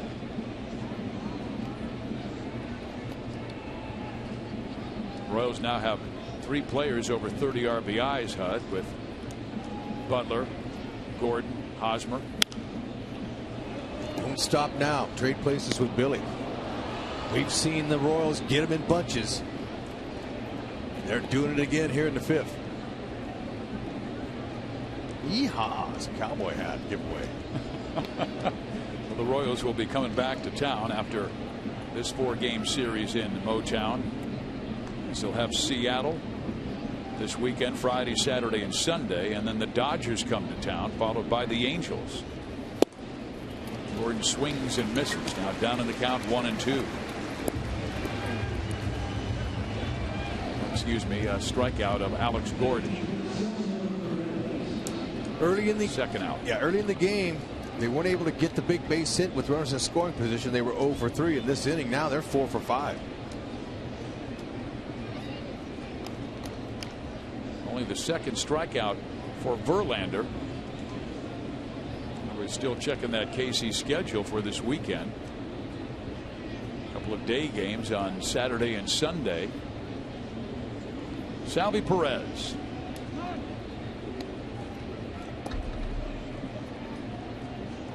Salvi extended his hit streak to 10 straight games with a base hit to left field last time up. In there, strike one.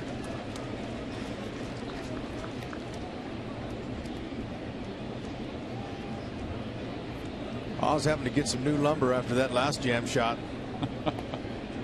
Taping up the bat. Salvi took it tight. 1 ball, 1 strike. And right now, Verlander at 75 pitches. And Rex, a lot of those pitches have come in the last 2 innings. They're starting to track him. Does not look confident. Keep him down.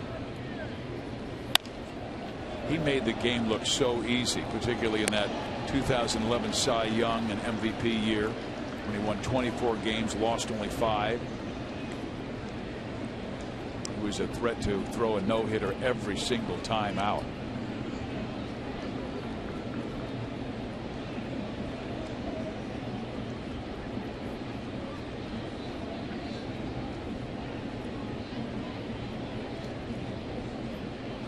Count 1-2 to Salvador Perez, and he hits it to left. That's a base hit. Butler comes around third. The throw by Davis to the plate will get Billy. The Royals denied their 5th run, but they do come up with 4 in the 5th. Ned Yost will come out to argue, so we'll keep it right here as Ned turns his back to the outfield so we can have a look at Don Wakamatsu. And apparently Walk said looked like Billy was out and no challenge. That's the 5th outfield assist by Rajai Davis. Look at the hit going on here. Royals getting to Verlander.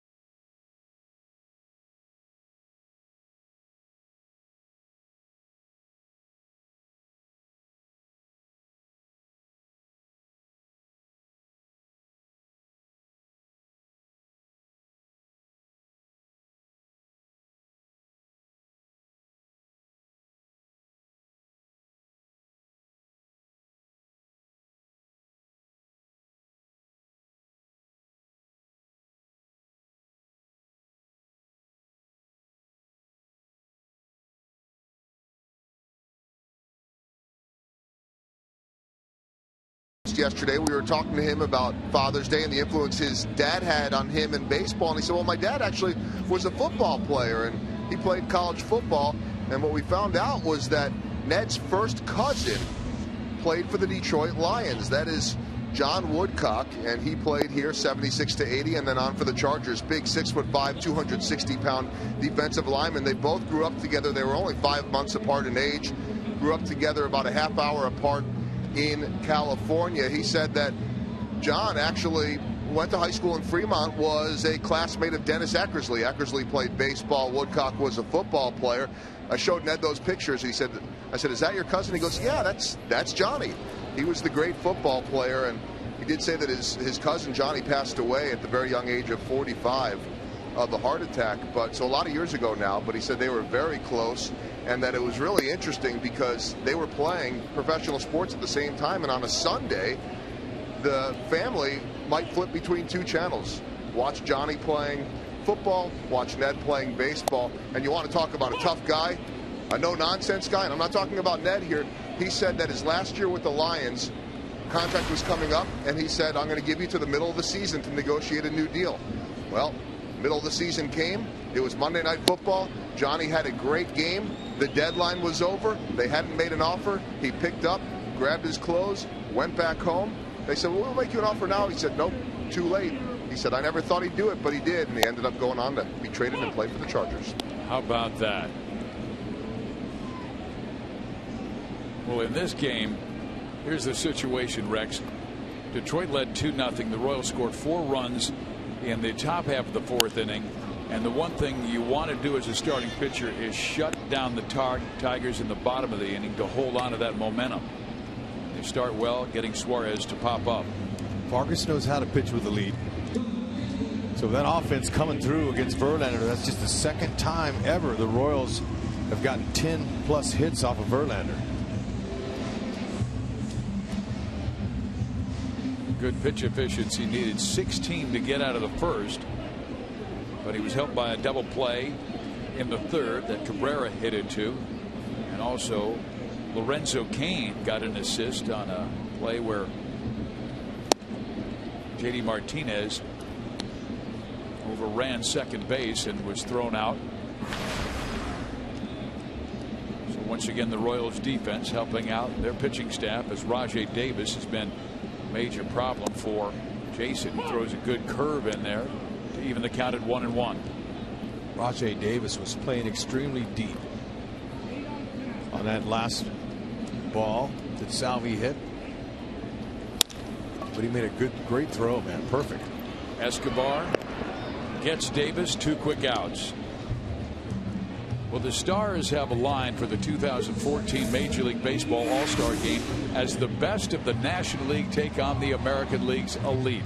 Don't miss the action Tuesday, July 15th at 7 o'clock Central on Fox.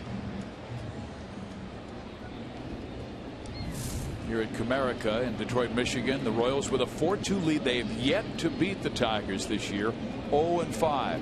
They lost in 2 walk-offs opening week. One in the 9th, the other in the 10th, by scores of 4-3 and 2-1.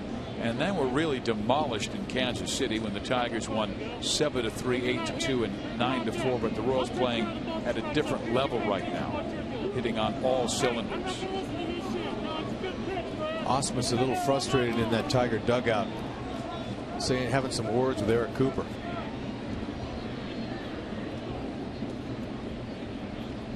Brad, a former catcher, much like Ned Yost, fighting for his starting pitcher, and Kinsler pops it up, and there is Hosmer in foul territory, and Jason with his first 1-2-3 innings since the 2nd. Couldn't have come at a better time after your team got you 4 runs. Verlander knocked around. Vargas seems to be settling down, and the Royals hold a 4-2 lead going to the 6th.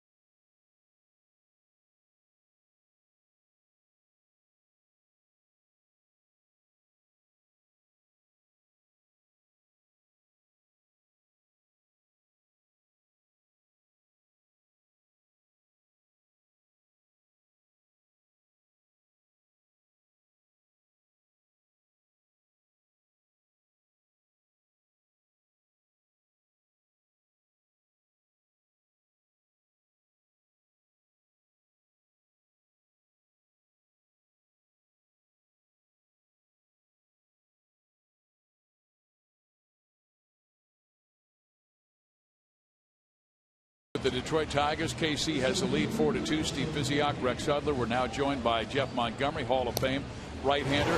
Wanted to ask you about both guys, the way they're pitching. Vargas, also Verlander, what you're seeing that's the difference from the great Justin Verlander we've seen in the past. Well, I think the biggest difference I'm seeing is he's not missing bats the way that he used to. He used to have the ability to dial it up with that fastball, miss on the fastball, or he's able to get you to chase pitches out of the strike zone. I think now you're seeing a guy that's a little more, I guess I'll call ordinary. Still not, you know, a guy that's easier going to dig in, but great to see the Royals kind of stay patient and eventually in that 5th inning scratch across 4 runs. And of course the 6th inning is our Sonic Slam inning. Our contestant is Tim Lynch from Kansas City, Missouri. If the Royals hit a home run in this inning, Tim will win $700. But if the Royals hit a grand slam out of the park, Tim will be very happy and win $25 grand from Sonic and the Kansas City Royals. Vargas doing a heck of a job. 1, 2, 3, getting that offense back in there. Face Verlander fresh. Kane rips it foul. And Monty, I want to give you a stat. Last year, only 13% of his fastballs were in the zone. This year, 23% are in the zone. Well, oftentimes you can be effective out of the strike zone. You got to get guys to chase those pitches, and when you're not doing that, when you're not getting the swing and miss, then you're going to rely on that off-speed pitch more often. But he's always been a guy that's been on the dial that fastball when he needs it.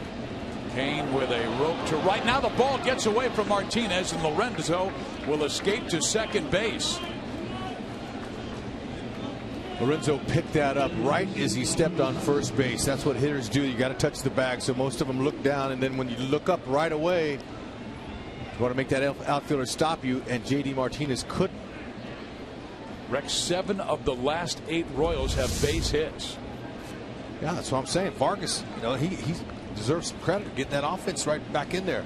That's going to be a hit in an error, I would guess. No, they're calling it a double all the way, the official scorekeeper. Yeah. I went with you with the hit and error. That's but okay. He'll take it.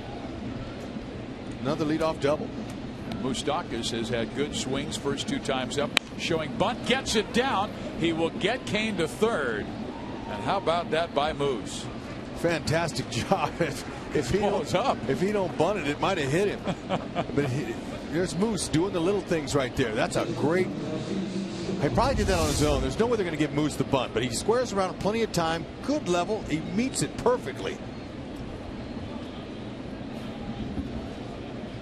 That's got to be the first time I've ever seen him sacrifice bunt, and they're saying it's his 4th in his career, 1st this season. It's a good situation. Whatever it takes to get the guy over, you got to do it. You got to lead, now you got to tack on. We keep hearing Ned Jones talk about during this streak they've played so well. They've tacked on those runs. They score early, then they keep adding on. And I know I've brought this comment up in the past. When George Brett was with the team last year, he said there were times I had to force myself to have fun. And if I was going through an 0 for 20, if I could break up a double play, if I could move a runner that would help the team win, that would be one way of feeling good about myself and having fun in the game.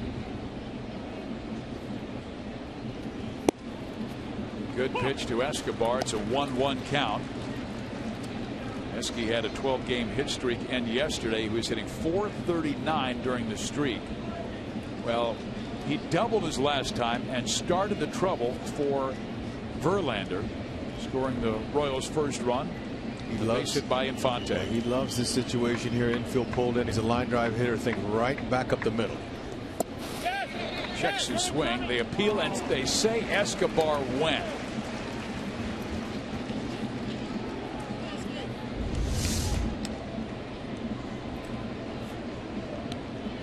He did, and it's 1-2. Royals have been red hot with runners in scoring position, and on this trip they're hitting .472. .472? That's right.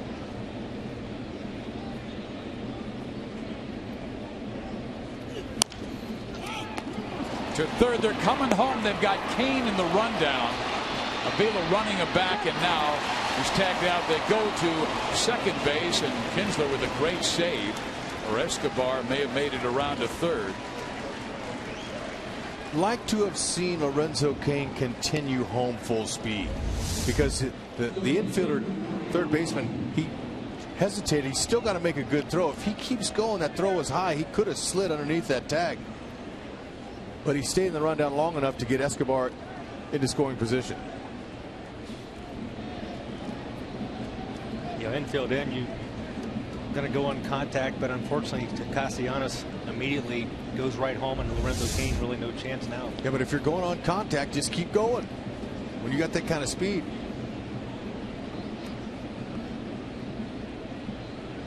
Now it's Aoki, who singled the right field last time up.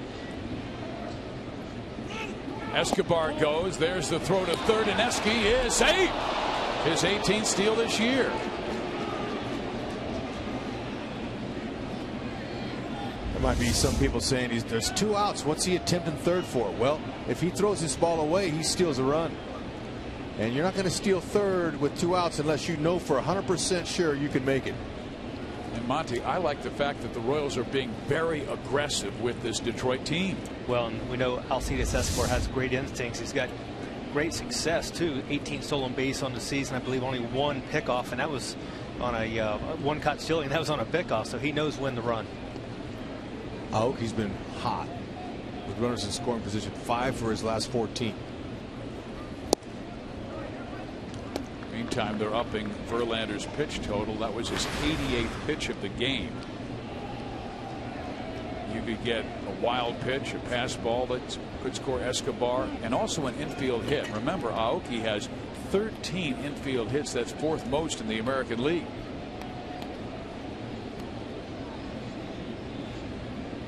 Young guys at short and third, both just 22 years of age.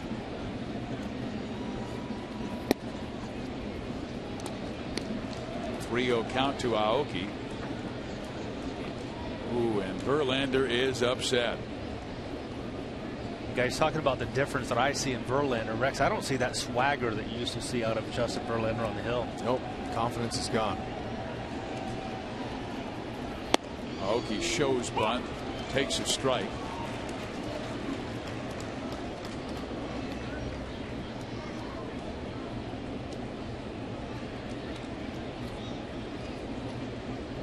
Pitching Aoki inside. We saw him in the Chicago series pull a couple of balls hard to right field.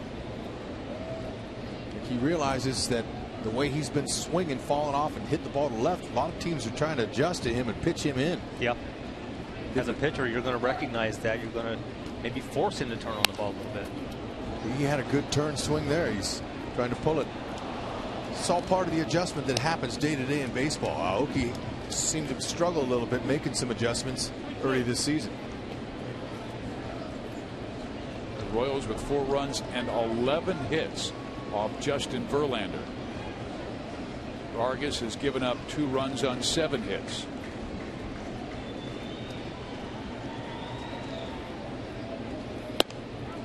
He walked him. So he'll now have to face his old teammate Infante, who singled to drive in a run his last time up. But when you think of Detroit, you think pitching first, and they have such a strong rotation led by Verlander and Scherzer. Anibal Sanchez is an outstanding right-hander, and you've got Smiley, a left-hander who they really like, and then of course Rick Porcello. Starters have really picked things up lately. 4 straight solid starts before tonight, but their bullpen has been dreadful. Ball 1. Royals are rolling. Their offense right now, they're saying bring anybody anytime, we'll beat them. They got to throw the ball to the plate. That's where they've been looking up. They've been looking up in the zone for their pitch. Not swinging at as many balls in the dirt anymore. That's why they're successful. They've been able to make adjustments, and coincidentally, maybe it's Dale Swain. Maybe, I mean, you can't necessarily say, but since he's taken over, those guys are taking off. Right, the numbers are there, and I think one thing is you look at the production from the top of the batting order down to the bottom. Everybody now is finding a way to contribute in some way. Reed is the right-hander, Koch the left-hander, warming in the Detroit pen. Fonte pulls it foul, and also interestingly, was about the time the Royals seemed to be hitting their stride. Fonte went down with the back injury, missed 17 games. And then he went through a tough time coming back, 7 for 51. But since that time, he's gotten his timing, his rhythm back. He has a 7-game hit streak. Well, he knows how to handle the bat, so that's going to keep him away from a lot of prolonged slumps. Monty, is that a coincidence with the hitting coach change and them taking off again? Infante with a drive to left. Get up! Back goes Davis to the wall. Yes! It's gone! A home run for Omar Infante. That's no coincidence.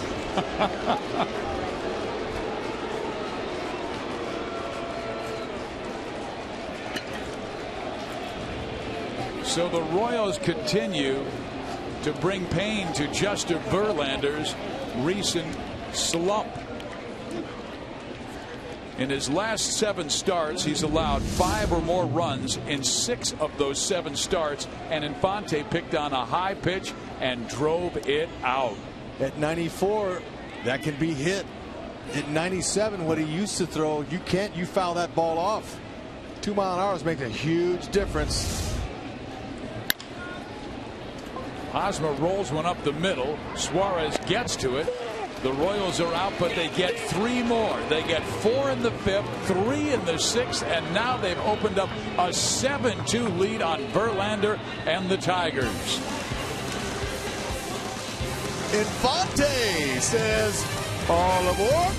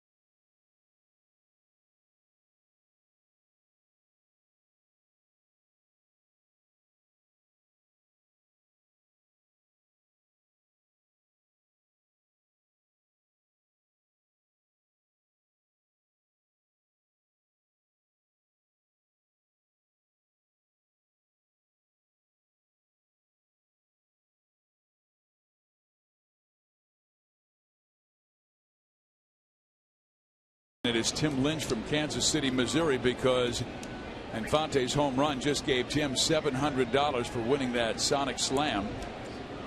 His 3-run home run. He needed 1 more guy on base to win $25 grand. But good news is the Royals are winning 7-2 in search of their 8th straight win. Longest win streak since they won 9 straight from July into August last year. And here is Miguel Cabrera. Always good to see him up with nobody on, and the Royals leading by 5. Royals gave Vargas 4 runs in the 5th, and he shut him down last inning 1-2-3. Do the same thing again. That's the importance. Keep that offense hot.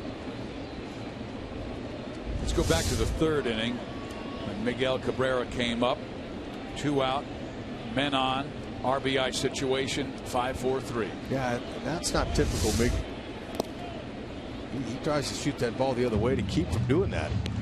Well, you remember his April was rather soft, and everybody's going, oh my gosh, maybe Miguel Cabrera's falling apart. Well, then he put together a sensational month of May, was named the American League Player of the Month, and he's continued that. Right now his average at .324 with 12 home runs and 55 RBIs coming in. Second in RBIs to Nelson Cruz, who's having a terrific year for Baltimore.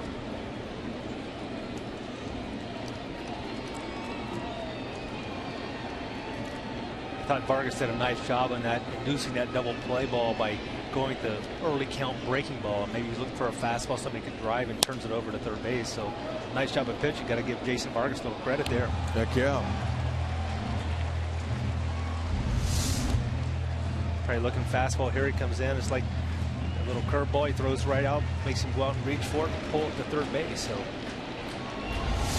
quality pitch. And then he barely misses away and will walk Cabrera to open the bottom of the 6th inning. Boy, that location looked awfully good, but just missed by inches. Yep, first walk of the evening for Vargas.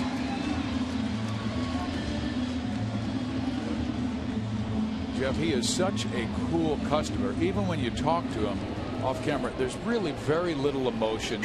He explains his game, his dynamics, his philosophy of pitching so well. I asked him the other day, I said, how are you able to get in on right-handers so well? Do you cut your ball out? And he go, no, I used to do that, but I couldn't command the cutter that well, so I didn't have confidence in it. But I can command my four-seamer, and I couldn't believe how many times he would jam a right-handed batter. This time Victor turns on one and whistles it foul. And that's a real key to pitching, understanding what works for you, because it doesn't work for everyone. I mean, like Wade Davis, for example, his cutter is unbelievable. It's almost impossible to hit. He commands it very well. On the other hand here, Jason Vargas, a cutter might be a good pitch for him, but he doesn't have the ability to command it the way, so he goes to something that works for him. And that's his best pitch is his changeup, so that sets it up. He's got to be able to pitch inside effectively to make that other pitch work. So Rex, is it almost like working behind where he uses his changeup to set up his fastball? Sure. He mixes all of his pitches. That's what makes him so hard to hit. Hitters have a hard time, but he's got to be able to right-handed batters knock him off. They have hit 10 home runs off of him this year, and it's because he's leaving too many changeups on the outer half, and he hasn't backed them off. So Dave Island's got him pitching more inside, and he's been doing that effectively in his last couple of starts. The reason he's getting through some of these good teams: Cleveland, Cardinals, Toronto. Martinez has only struck out 18 times this year, but Dave Island, his pitching coach, saw Jason strike him out with a breaking ball that went down and in and barely caught the inside corner for a called strike 3.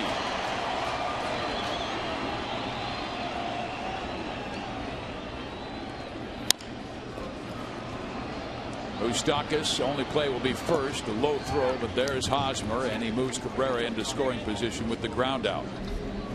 Another good pitch by Vargas. And that time, Monty, I saw Salvador begin to set up in and at the last moment move away. Well, he was trying to give that changeup away, trying to get him to do exactly what he did, maybe him swing and miss it. But one thing Vargas has the ability to do that a lot of pitchers don't is that's throw that changeup to both sides of the plate, which is why, Rex, that makes his changeup such an effective pitch. No question. I like how Moose gets on top of that baseball. Whenever the ball takes him to the line, his momentum, he sets his feet and throws it right over the top to keep it straight for Hosmer.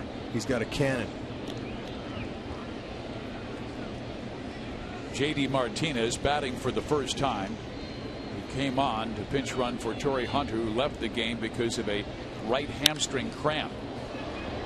They hope it's a cramp. I know. You told me that hamstring is a lion muscle. Oh, it's not good.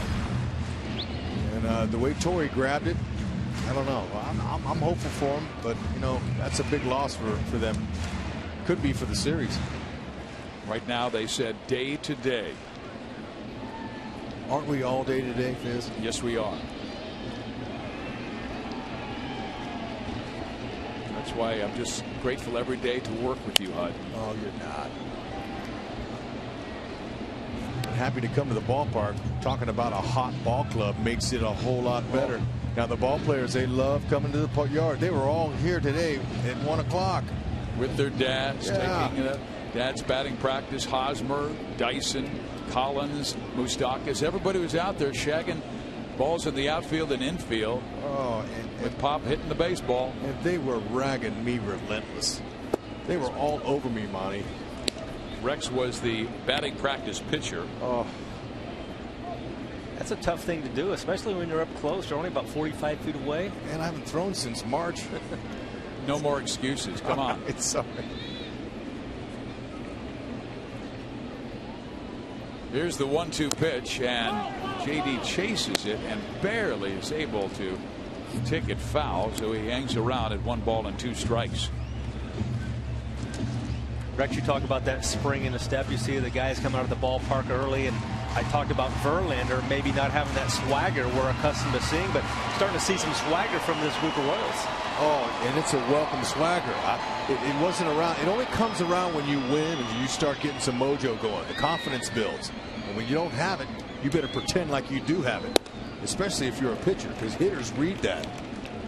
Well, all three of us had talked about the club offensively we knew was ready to emerge, but for a month and a half, 2 months, they were down, and we all thought, what if the team gets hot all at the same time? And it seems that that has taken place. They have 7 runs on 12 hits against Verlander. And of course, the starting rotation, the bullpen, the defense has maintained their consistency. And, you know, we always talk about the Royals' lack of ability to hit with runners in scoring position during that first part of the season. Had really struggled, but I think their pitching with runners in scoring position as of late has been spectacular. Drive to right center. Kane off to the races. He dives and he makes a sensational catch.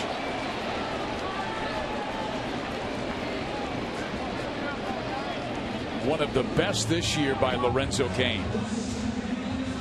That ball left the bat. I wasn't thinking any way he was going to be able to get to that, and he willed his way there. He's already to the right center side of the field. Stretches out. Now, he might have hurt his side when he stretched out there as he lands on his left side. Sometimes that'll jar your shoulder or your body in some ways, mainly the shoulder, but what a catch right in the end of his fingers, and he has the wherewithal to hold that thing up. That's an amazing catch right there. Monty, that might be the one. When he dove, I was kind of concerned that he's going to let that ball get by him and they're going to kind of circle the wagons instead of maybe taking the conservative route. But man, he laid it out there and took a chance. You know, when you're hot, things go your way. And when you're cold, that ball maybe twists a little bit more, gets just beyond his glove. Well, the Royals' fortune is smiling on KC right now. Now Austin Jackson has a strike on him, and he takes low. Vargas, of course, tipped his cap out to Kane in center field after his brilliance. On Fox Sports 1, they have the one play of the day. That should be the one. I agree. And what was even more special, besides it saving a run, which the outfield does and the defense does all the time nightly, was the crowd here at Comerica. You heard them go, oh, what a play. It just took the wind out of them. They're trying to get back in this game, but the defense and Vargas won't let them.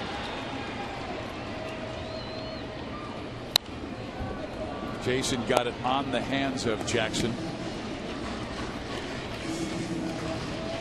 Vargas right at 81 pitches for the evening.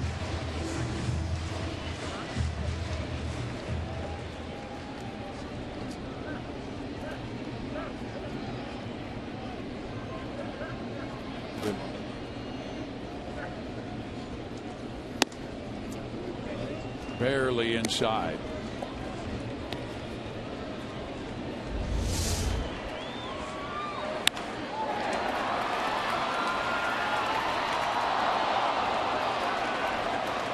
Rex, that's what you're talking about. We heard the crowd go, ooh, just like you said.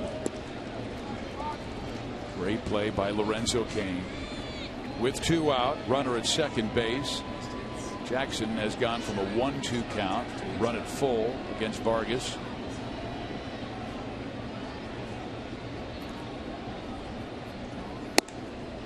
Tried to dot the outside corner with a curveball but missed, and 2 walks now in the inning.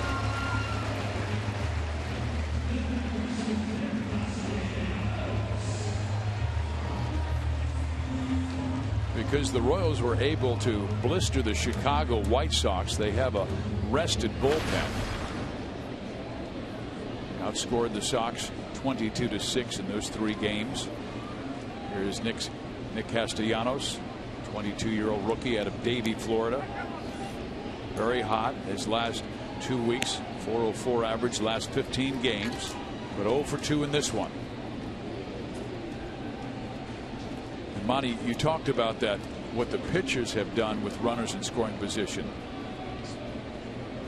Chicago was 3 for 29 with runners in scoring position against Royal pitching. And you go back to James Shields. He didn't have his best stuff. He gave up a lot of hits, but he's able to really make some big pitches when he needed them.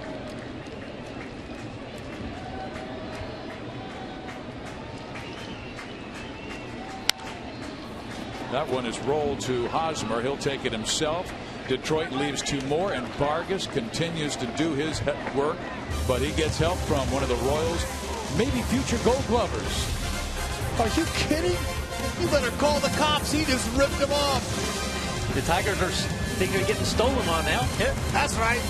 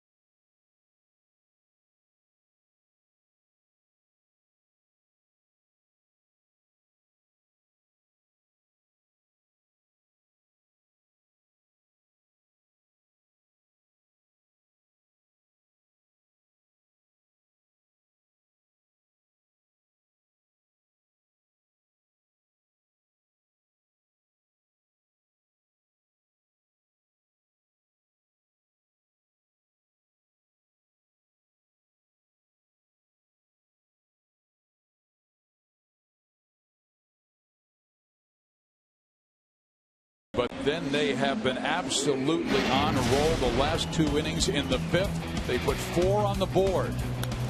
Escobar started it, and Fonte eventually knocked him in, but Billy Butler, with the bases loaded, cleared them all. That's right. When they get them, lately they've been coming in bunches. 6th inning, Infante says, I know I used to wear your uniform, but now I'm with the enemy. We will overtake you. That's what we call a rally killer right there. No question. And look at that. For the 2nd straight game, Verlander has given up 7 runs in 6 innings. He's now gone. We go to the 7th. Butler has knocked in 3. Infante has knocked in 3. Vargas, another quality start. And we'll see a new pitcher for Detroit. It is Evan Reed, a 6'4" right-hander from Santa Maria, California. Game number 26, a rather high ERA, but on the season their bullpen ERA is 4.78. Fastball, mid-90s, hard slider. It's the highest ERA by any bullpen in the American League.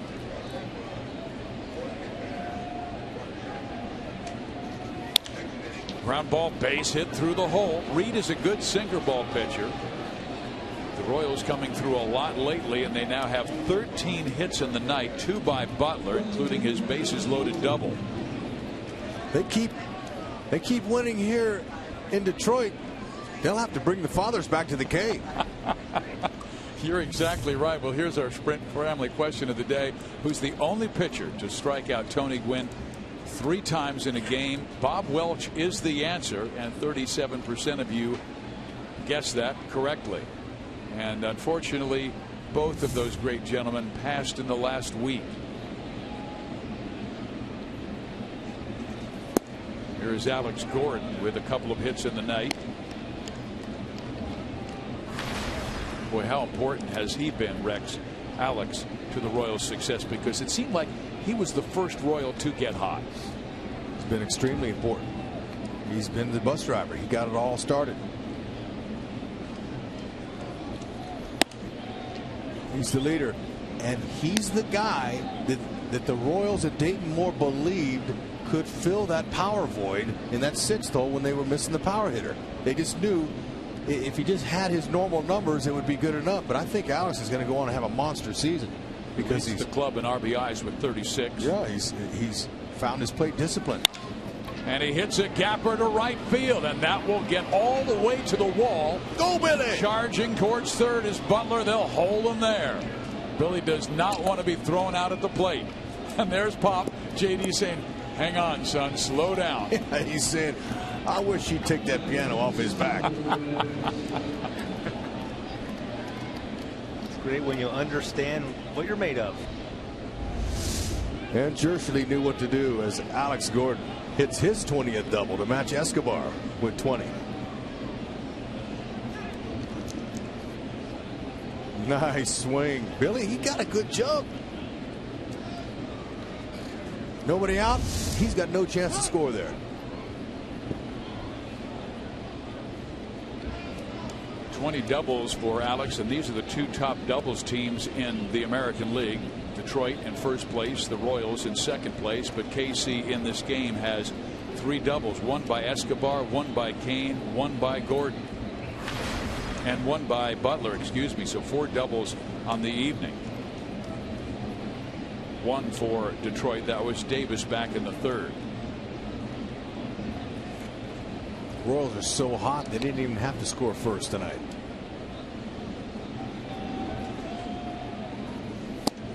Salvi chases a breaking ball, strike one. Perez with 2 hits. They spotted the Tigers too before they even got on the board. I believe that's the first time in 8 games they have not scored first. I know all 7 games they've won during the streak they've scored first.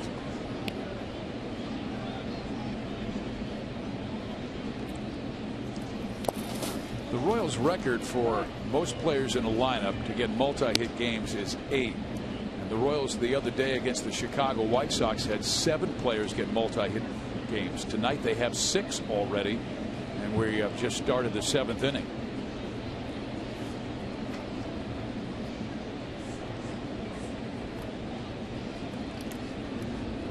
Gordon with his 3rd hit. Perez has 2.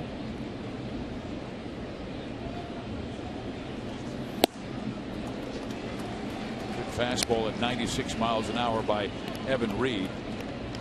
Started the year very, very well. Did not allow a run his first 6 outings. Just pulled his head a tad on that. Want to do too much with it here.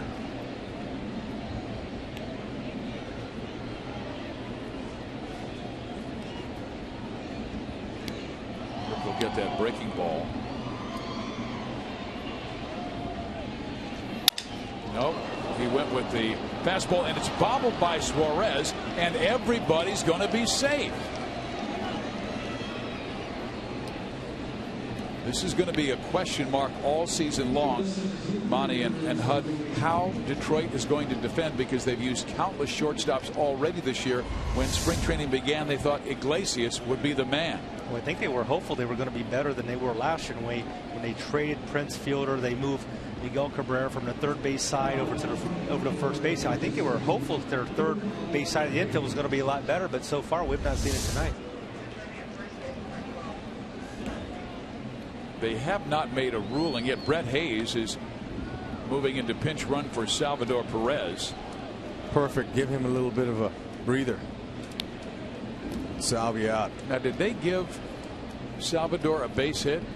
Because we have not heard anything from the official scorekeeper, because quite frankly I thought it was an error. Well, regardless, that play's got to be made. Yes, exactly. He had plenty of time. Salvi was running. It was a soft hit, 1 hopper. And Suarez, looked like he turned it into a hit. Now the way he played it. Kane doubled his last time up. If he hits one in the same area, he would clear the bases.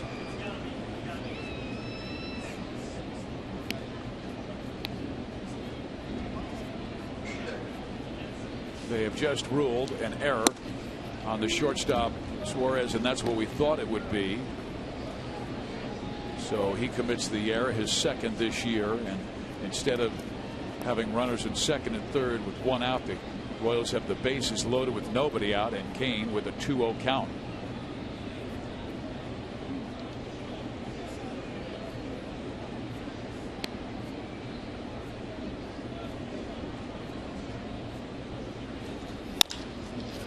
That will find left field. Everything going the Royals' way. Butler checks in to make it 8-2.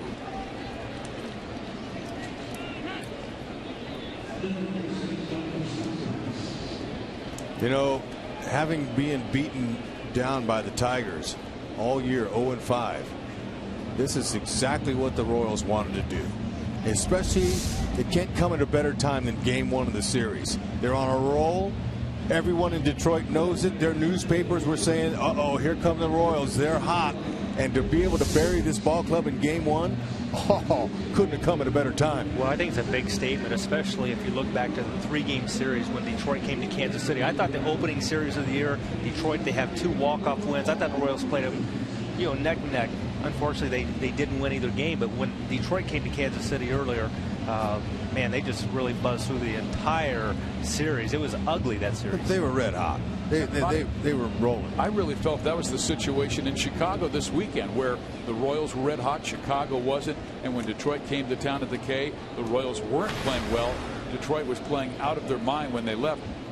I think we all looked at each other and said, Detroit's the best team in baseball, and I think Detroit might be saying that about the Royals right now, because they had such a hard time in the American League Central, and now they've won 6 straight inside the Central. I think one place that starts is at the top of the rotation, and Justin Verlander is a guy on this team. When he starts to show a little chink in his armor, I think it's easier for this team to look around and say, well, maybe we're not quite that good. Time for Moose to look up into the zone and put this ball in the O-zone. Put this game away. He hooks it foul. 1 ball, 1 strike. But everything going the Royals' way, even their ground balls are finding the outfield. This is the pitch he wanted. He was just a little too quick on it. Moose has flied out twice to left and also sacrificed a sacrifice bunt to move Kane to third. 1 ball, 2 strikes. Reed, part of the bullpen challenge lately, his ERA, his last 5 outings, is 12. And they'll get another left-hander up in the bullpen. It's a new rookie they just brought up. That's Blaine Hardy, called up on Father's Day.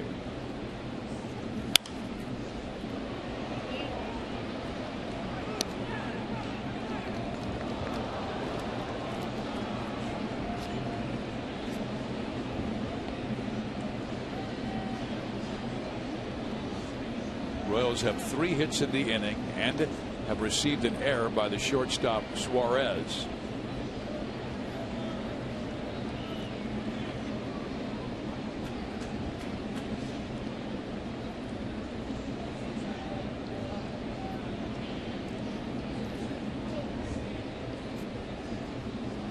Game 1 of a 4-game series tomorrow night should be excellent, with Scherzer going for Detroit, young Ventura going for Kansas City.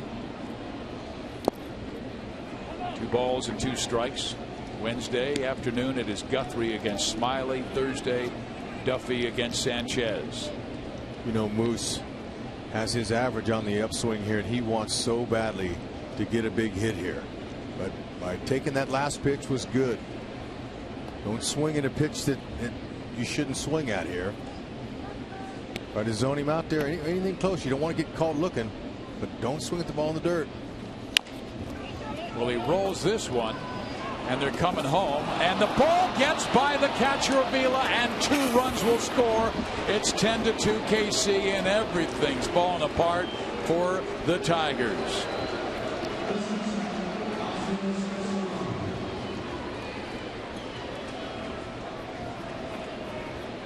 And frankly, the Royals don't care. Who's put the ball in play? They didn't want to get called out looking, so he made something happen. A pitcher trying to make a throw flat-footed like that, he's not an infielder. You're looking for trouble right there. That's a tough play. Yeah, an infielder, he can do that. He's used to making plays like that, but not a pitcher. He gave Avila a tough feed, and it went away as Alex Gordon says, we're having a bubble-alicious time. This is beautiful. Infield's in, second and third, nobody out. Time for Esky to continue his work.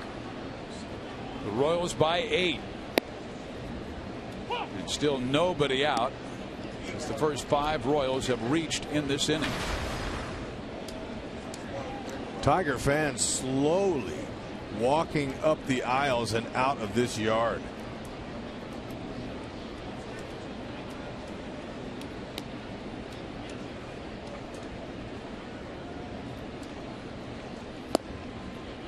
Escobar chases a breaking ball and misses. Strike 2.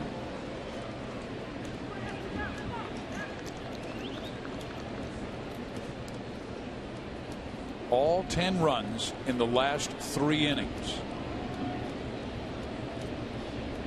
Royals have had 11 big innings in this current 7-game win streak, plus this one, and there's a base hit to left field. Everything is going right for KC. Well, you knew he wasn't going to catch that. And I'm looking down at Denny Matthews, and he's smiling, just shaking his head. Oh, I love the Hall of Famer Denny. Well, that's also the 7th Royal to have a multi-hit game tonight. I believe it was Infante's 3-run homer. Of course, that came in the 6th. They had got 4 in the 5th, but that home run that Infante hit, that broke them. And Verlander and Osmus is going, this is not how I wrote this game up. So it's time for our Chevy call to the bullpen. 11-2 Royals.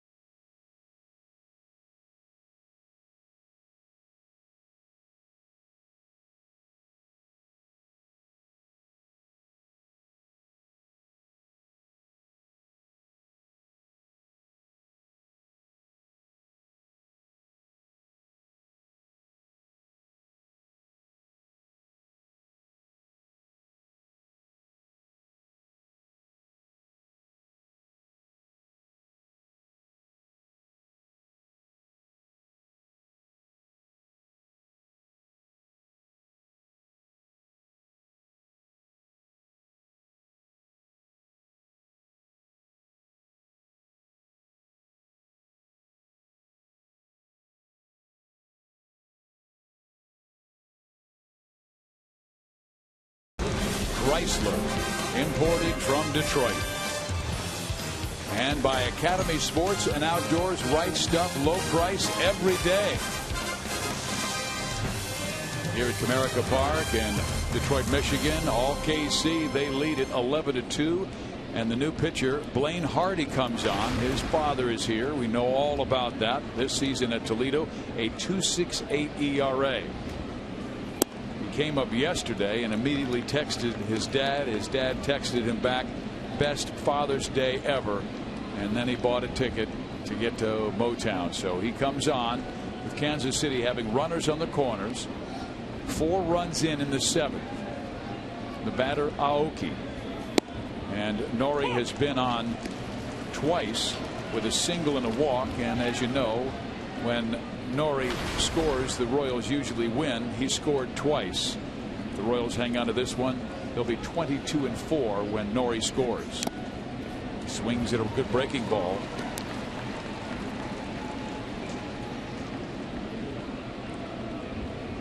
Still nobody out in the inning as the Royals have sent 6 to the plate.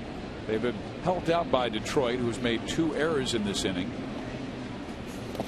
And then Aoki chases one in the dirt and strikes out. So there's out number 1. And the Bronx cheers come from the Detroit faithful.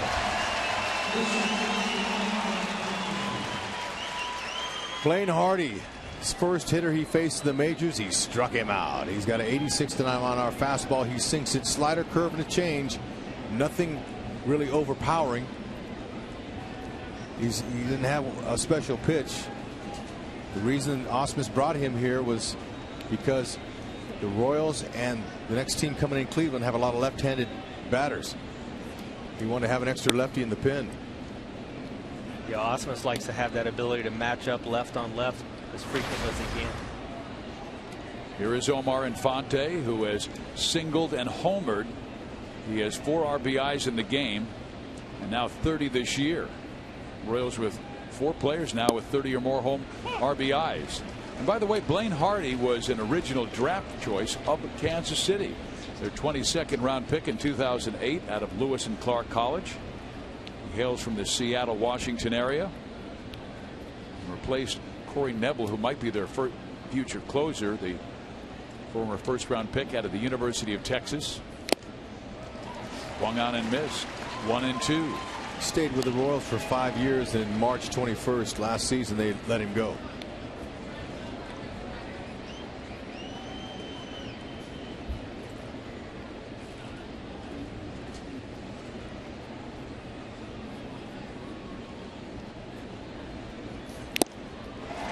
How about this? He's making Major League Baseball look easy. Strikes at the first 2 batters he faces in Aoki and Infante.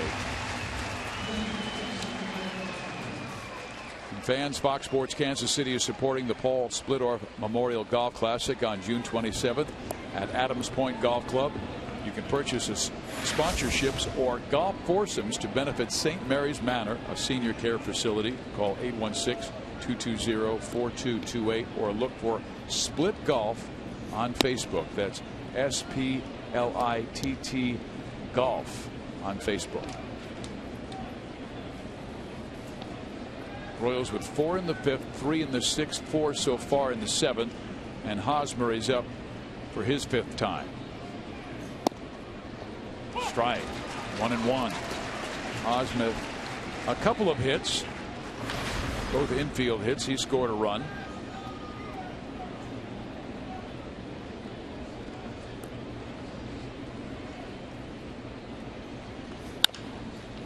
Hits it to the right side. Cabrera has it. Jumps up and gets to the first base in time, and the Royals are turned back. So Hardy 3 up, 3 down.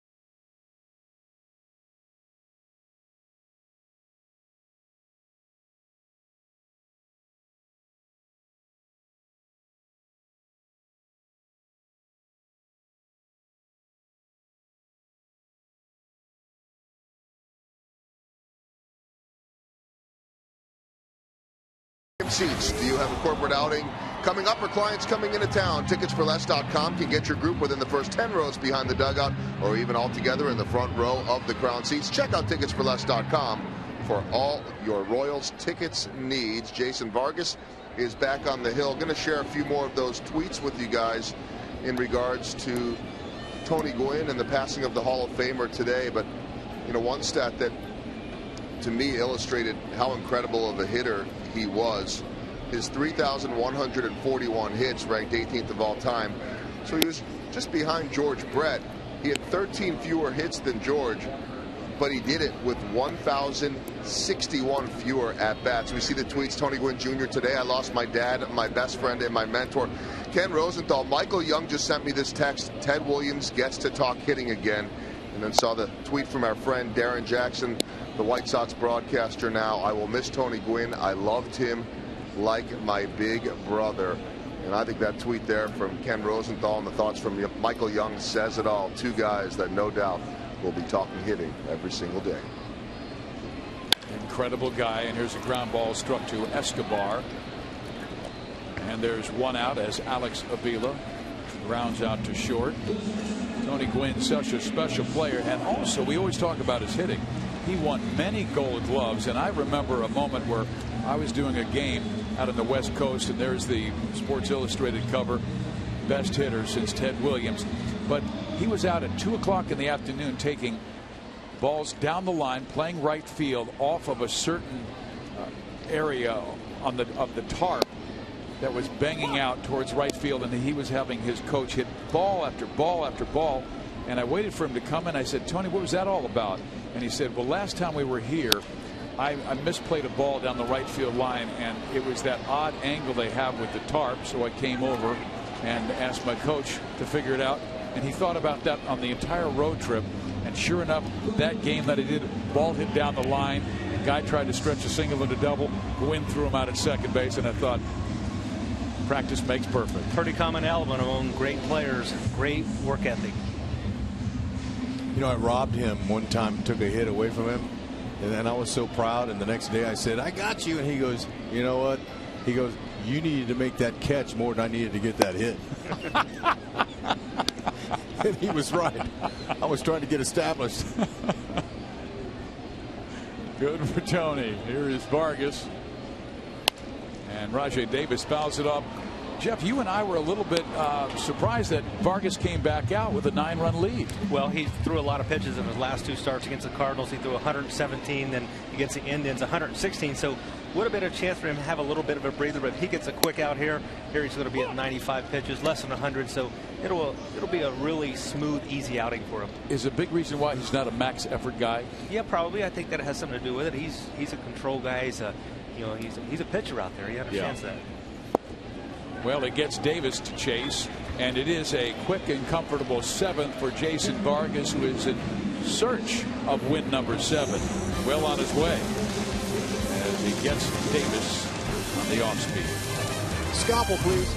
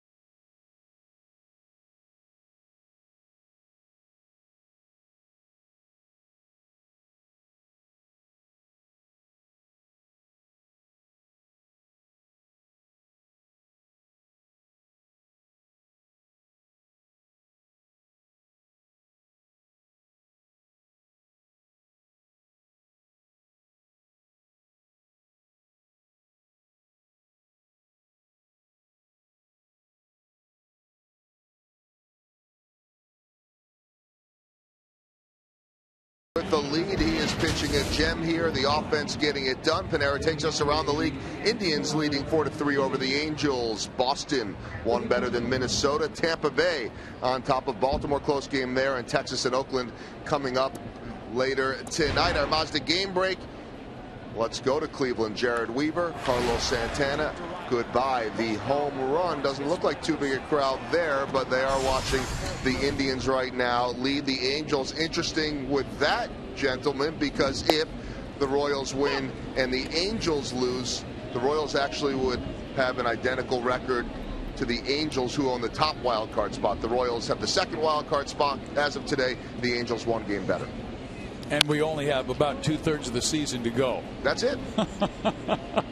Billy Butler grounds out, so Blaine Hardy, former property of the Royals, has 4 up, 4 down in his major league debut.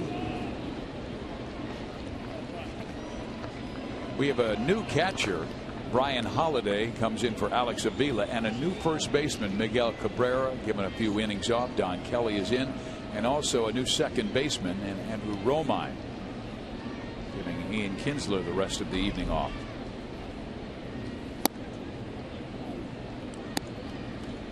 There is Romine, who is acquired from the Angels after they lost Iglesias for the season with stress fractures and broke both lefts and both shins, excuse me. And that one is rolled to Castellanos. He'll throw out Gordon. Alex, he wasn't sure where that ball went. He checked his swing and he thought it was bounced foul. Well, fans, you can get closer to the action at the K with the new seat upgrade option using the MLB.com at the ballpark app. Simply choose Kauffman Stadium, hit the upgrade seat button to approve your seat, and then enjoy the game with your new tickets. So find your perfect seat while at the K with the seat upgrade feature on the at the ballpark app. Saw Tim Collins warming up in the Royals pen.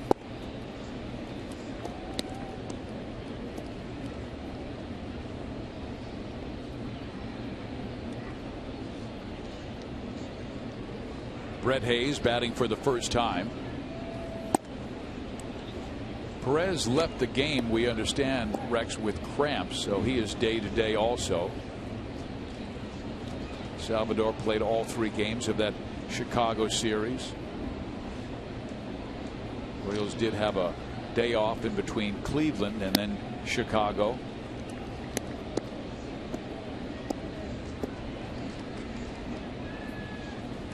Royals with 11 runs on 16 hits.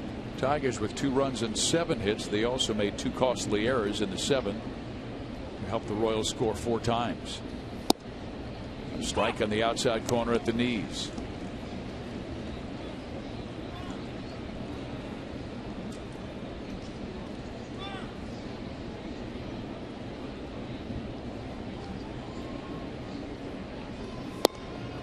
Down low, and Hardy has allowed his first base runner with 2 out. A walk to Brett Hayes.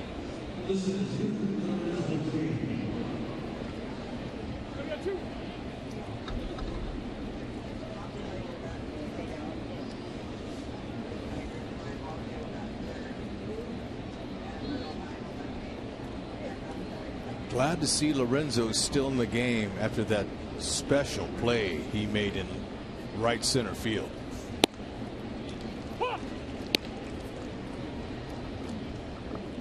Could have hurt his side or his shoulder, but he was able to stay in the game.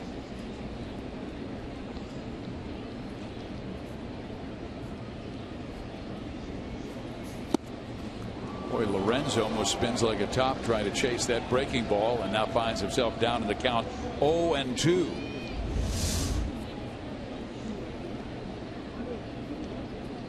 Yeah, I got a little bit off balance.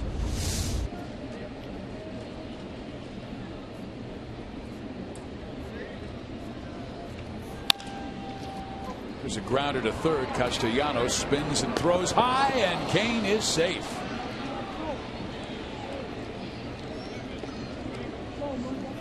It was a tough play for Nick because he knew he had to rifle it quickly because of Kane's speed. No decision has been made whether it's a hit or an error. An accurate throw gets Lorenzo, but they're giving Lorenzo a base hit, and that is his third of the game. For the second time on this road trip, the Royals have had 7 players in their lineup with multi-hit games. Incredible. It's a beautiful thing. Think about all those early games the first 2 months of the season when we were up here saying, you know what, gosh, they're just not able to get the big hit. Now it's happening.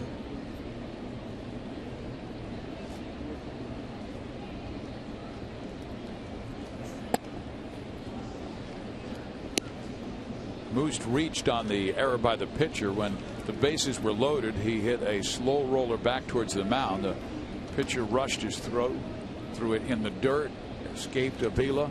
2 runs scored.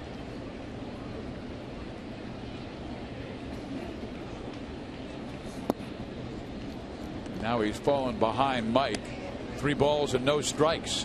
17 hits. That's a season high, and they couldn't have picked a better night to do it. I'll say. First game of this 4-game series.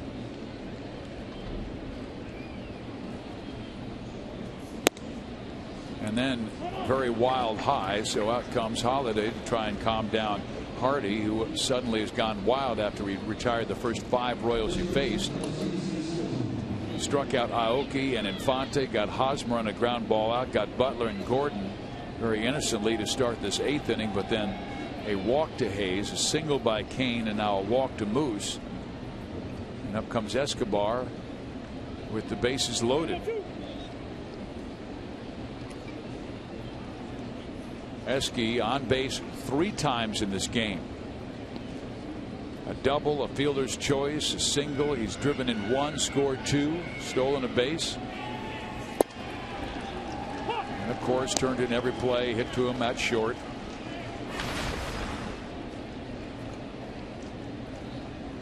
This was the team that many expected. A lot of forecasters before the season went with Detroit or Kansas City. There's a chopper up the middle, cut off by Suarez. He gets it to second base, covered by Romine, and the Royals are done in the 8th inning. They load the bases, but Hardy gets out of trouble.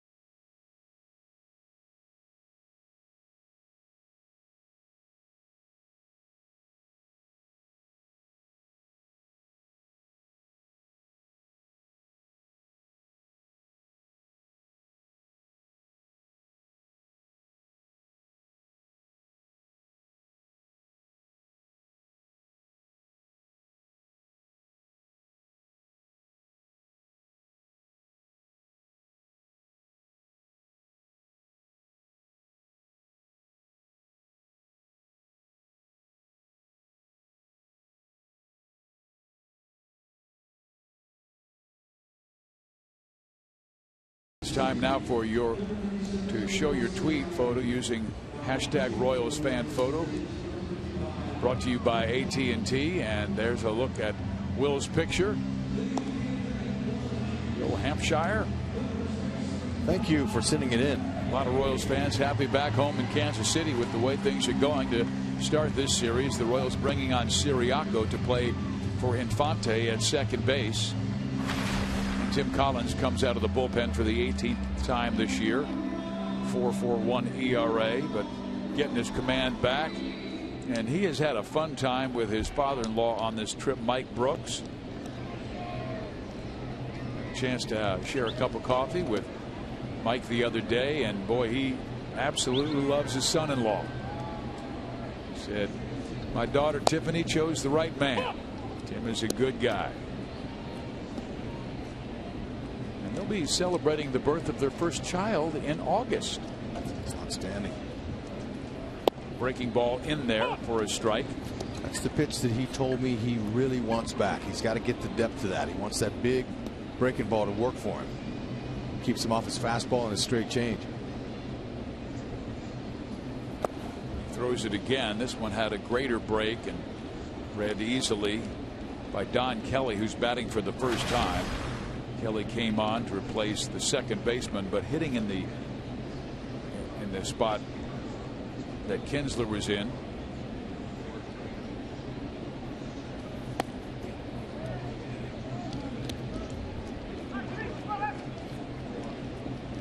So Jason Vargas continues to pitch well. He's been really hot his last 5 starts, giving up just 9 runs in 35 innings.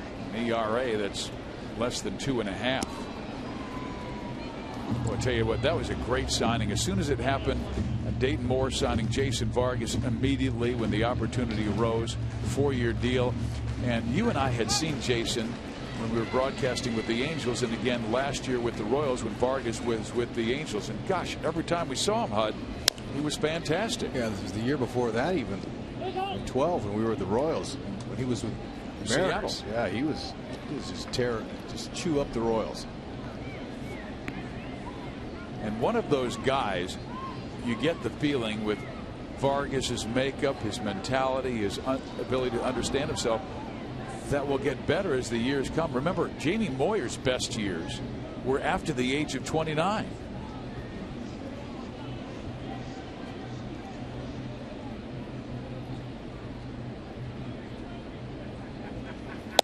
And obviously with a 9-run lead, it looks like the Royals will win this game, and that means their 1-2 starters will have 15 wins in the middle of June. James won his 8th yesterday. Vargas will win his 7th. Ball sent foul. Those are all the good signs that Ned Yost really likes, and he's been so patient, even when so many people, whether it was members of the media or fans, critical of the way the Royals were working early. He towed the line, saying it's going to happen. A walk by Collins to Don Kelly to open the bottom of the 8th. So this is a non-stressful situation and really a nice time for Collins to work on his breaking ball. That's what he's doing now. He hasn't really had a chance to work through some of his mechanics in game.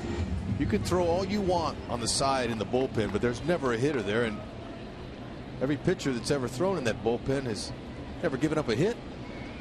You're right. Yeah. How about that? Yeah, there's no hitters out there. So you really can't gauge your pitches until you get in the game.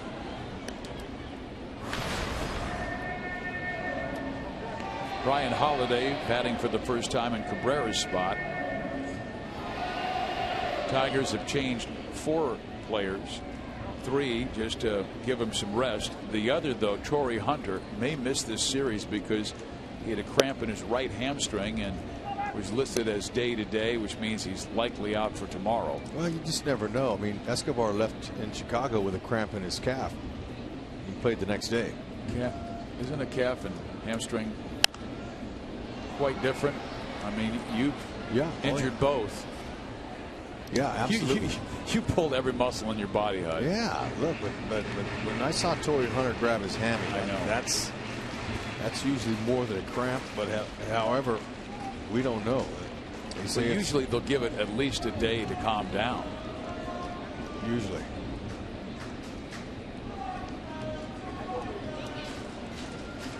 Collins with the 1-2 pitch. The hook is high, and it's a 2-2 count.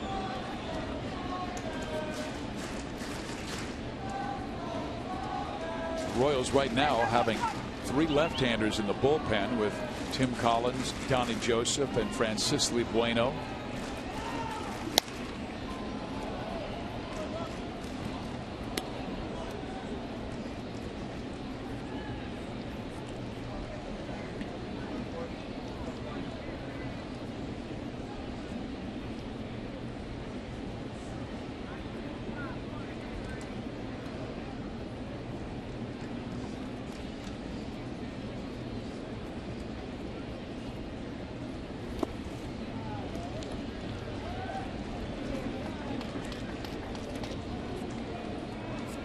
Now Tim may want to go right after him after running the count full 3-2. Still throwing a nice little fastball down knee high, having get 2 outs with 1 pitch. Boy, they're fouling off the tough ones against Tim tonight. The Royals win this game, they will have gained 6 games on Detroit in this month. They opened this month 6.5 games back with the Tigers. Will be 5-9 after this one, while the Royals would be 11-3. It's amazing how quickly things can change. But it's really been interesting about the American League Central. There have been extreme highs by every team in the division and also extreme lows.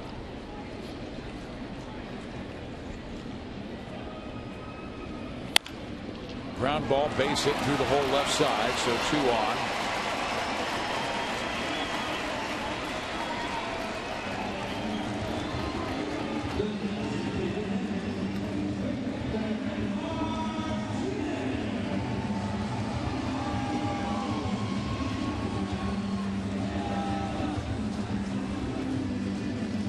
So the extras get the job done. Kelly with a walk and Holiday, a replacement, also with a base hit.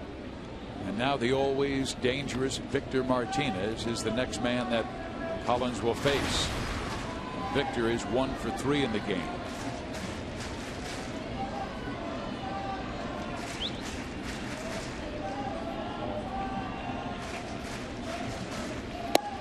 He singled and scored Detroit's last run. And the Tigers had a 2-0 lead with Justin Verlander on the hill entering the 5th inning. But KC scored 4 in the 5th, 3 in the 6th, and 4 in the 7th.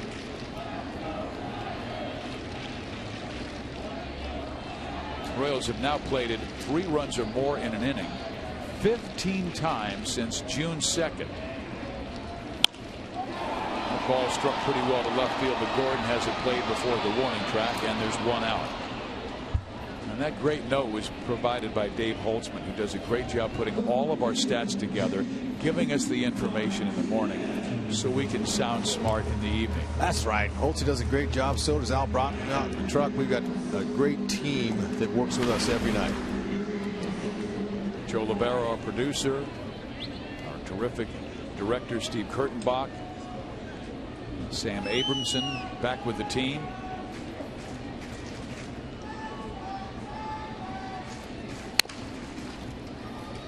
Grounder foul of 3rd. And Rex, I'm really interested in tomorrow night's matchup. You've got the Cy Young winner, Max Scherzer, absolutely brilliant, going up against the young gun, Yordano Ventura, just turned 23. And he's pitched very, very well. And Dave Island just extremely impressed with his growth this year. Absolutely. I can't wait. Let's get this one over first. Well, we've got that tomorrow night. There's Max coming off a sensational 2013 season. Then day games on Wednesday and Thursday both will be televised back to Kansas City. Guthrie Smiley on Wednesday. Thursday is the add-on to your schedule because that was from the rainout on opening week.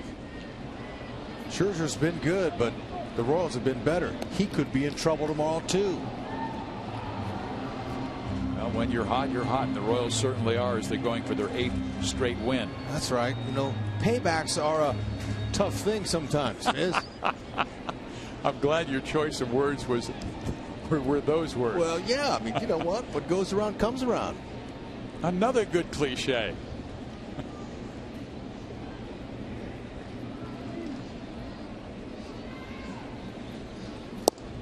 J.D. Martinez swings and misses. So Tim Collins bouncing back well, getting Victor Martinez on a fly ball to left. And now J.D. Martinez striking him out. So Collins getting all of the Tigers' Martinezes.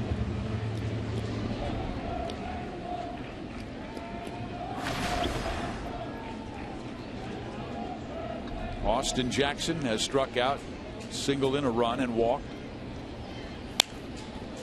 Strike 1.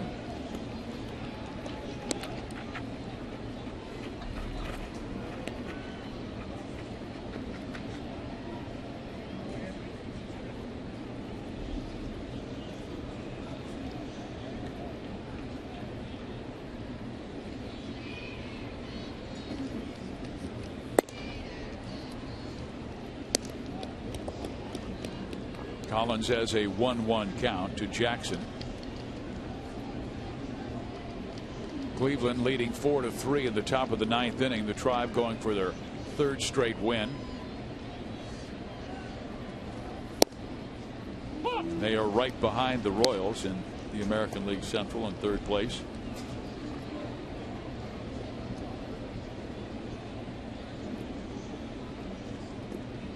Look at those dads. I don't see their hands hurting at all, Fizz, or bleeding after that BP they took today. Skied to center field. Kane has it measured, makes the catch, and after allowing the first 2 Tigers to reach, Collins got 3 in a row. Martinez, and Jackson.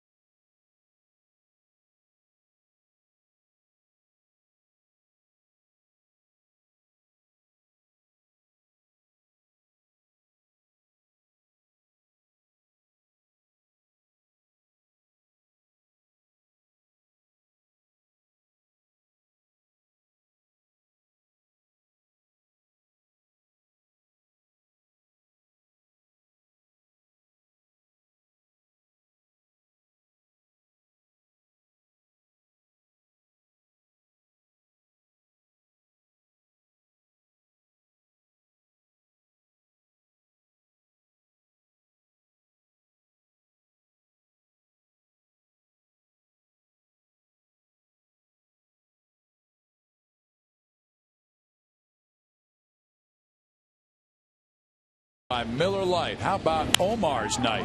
Oh, how about that? You're right. That 3-run homer there, that broke his ex-team's back. Shut this crowd down. Verlander did not look confident. He's in trouble. He gave up 7 runs in 6 innings of this game. And now Phil Koch comes on to pitch the 9th. Verlander might have to miss a start so they could work on a few things.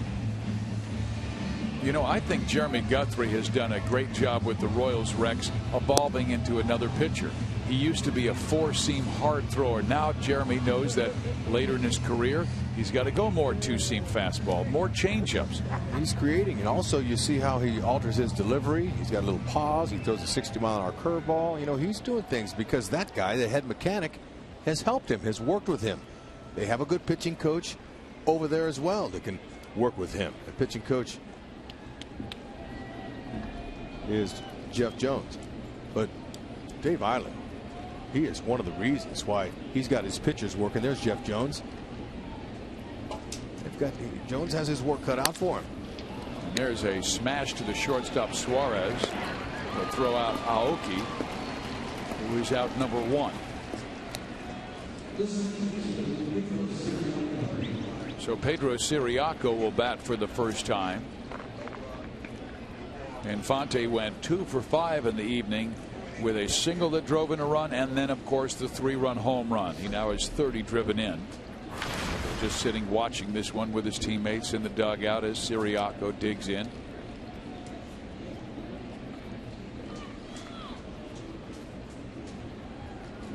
Phil Koch with an ERA of 6.5.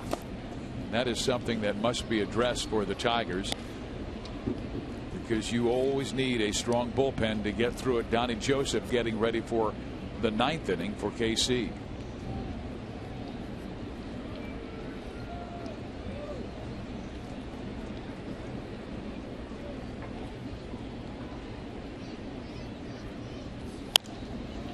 Out of play.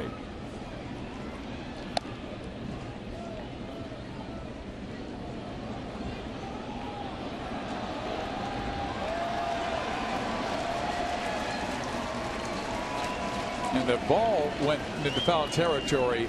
An older gentleman dove for it, missed it, and a little boy came over, grabbed the baseball, ran off, and the crowd gave him a wonderful ovation. Good effort.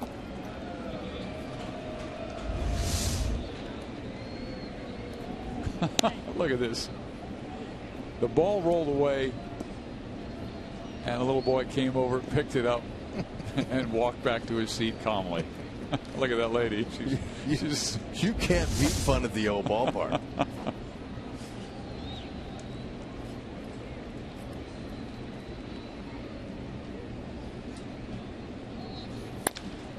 Siriaco sends one up the middle. Boy, that's a nice play by Romine.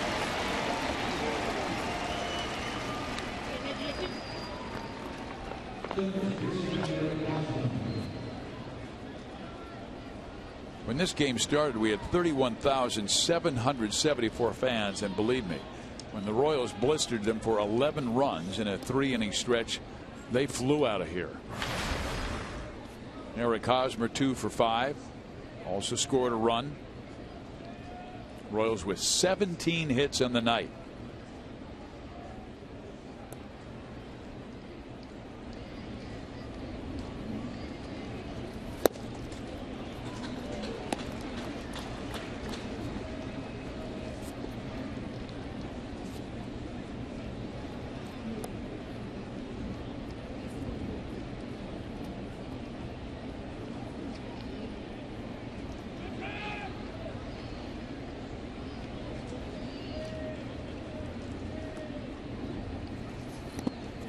In the dirt.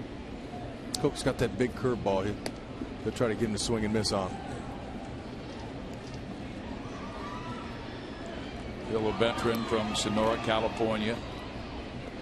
Over 300 major league games. Pitched well for the New York Yankees and then traded to the Tigers and has been their left-handed setup guy for several years. He's fallen out of that role lately.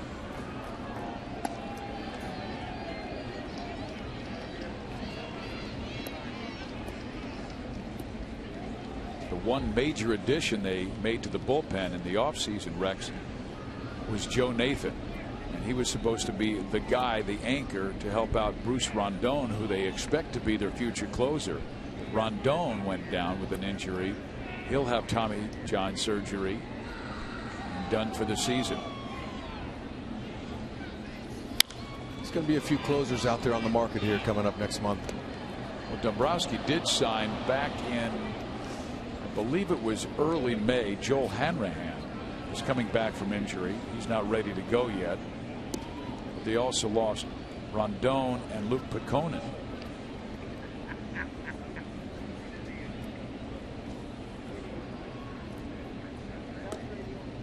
The count 1-2 on Eric Hosmer.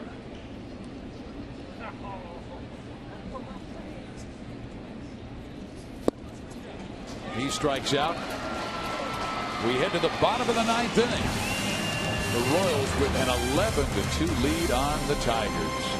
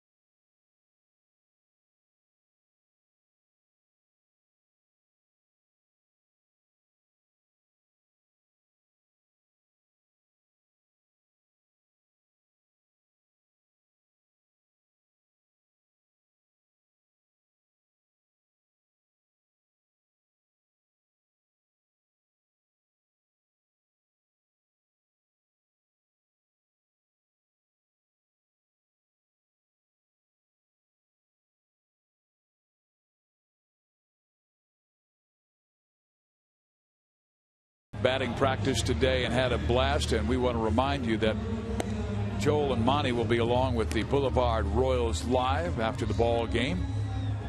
And there'll be a lot of smiles about this one because Kansas City with a huge 11-2 lead. At one time they were trailing 2-0 going into the 5th inning and scored 11 runs in the next 3. So Donnie Joseph will come on for the first time this year, called up from Omaha.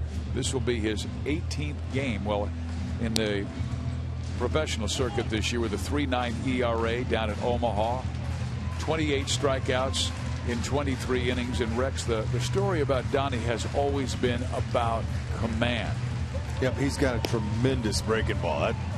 That's his signature pitch. It's a beauty, but he's got to be able to command that fastball to get ahead to get to that pitch. Fastball go 89-93. Big slider. And Doug Henry, who worked with him at Omaha a couple of years ago, Doug said his slider is so good it doesn't matter if it's to left-handers or right-handers. And he said he's one of those guys that when he gets that good feel to his pitch, you ride him as long as you can because it's a late breaking slider. Castellanos is 0 for 3. Ball one outside.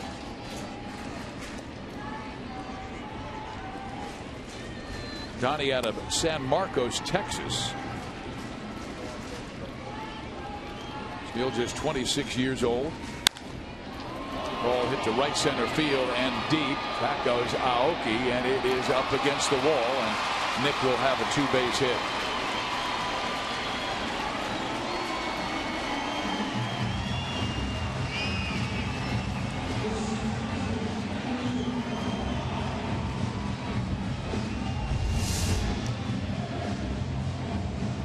That ball's on the inner half. It looked to me like he was sitting opposite field the whole way. Ball stuck underneath the fence. It's a good swing, showing some opposite field pop.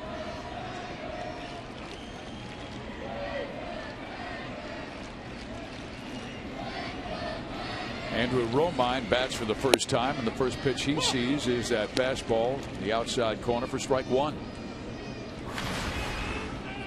Romine only a .210 hitter. He was a fine player at Arizona State. Drafted by the Angels. They always loved his defense, but his offense hasn't arrived yet. That's a good way to put it, because it could. It takes time. And when you're a part-time player, it's hard to get on track. But he has good speed, and he's a great glove man. That'll keep him around the game long enough to work. Hopefully he can figure it out one of these days. Joseph misses upstairs. 2 balls and 1 strike. When you have his kind of ability, there's a team that's going to keep him because he's valuable in American League, but National League too, with all the double switches and things. He can play outfield as well, but he's really solid anywhere in the middle or at third base. There's a base hit to right field. First and third for Detroit with nobody out in the 9th inning.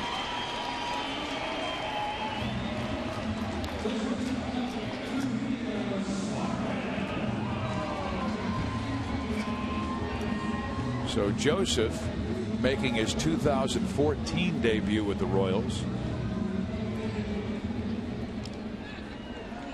We haven't seen that great slider that bends down and into a right-handed batter. Gone mainly with his fastballs early. The batter is Suarez, and that fastball got away. Take him a little bit of time to get his rhythm down too. Same way as a pitcher, as a hitter. If you're not used that often, your timing's going to be off.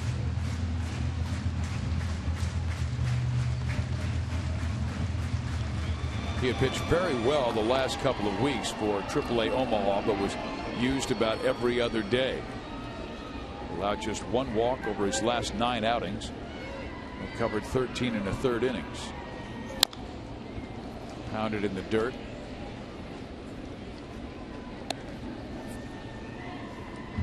He made 6 appearances with Kansas City last year, including his debut on July 11th at Yankee Stadium.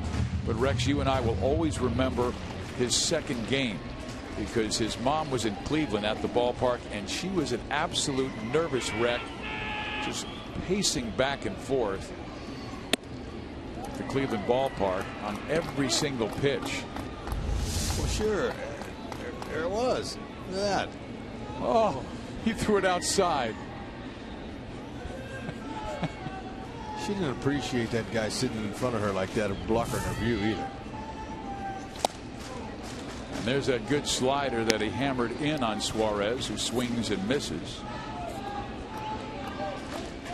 But that was a great moment, because every time it was called a ball, it was like the world was coming to an end for Mom. Meantime, Dad was seated. He was calm as could be. He'd probably been there before.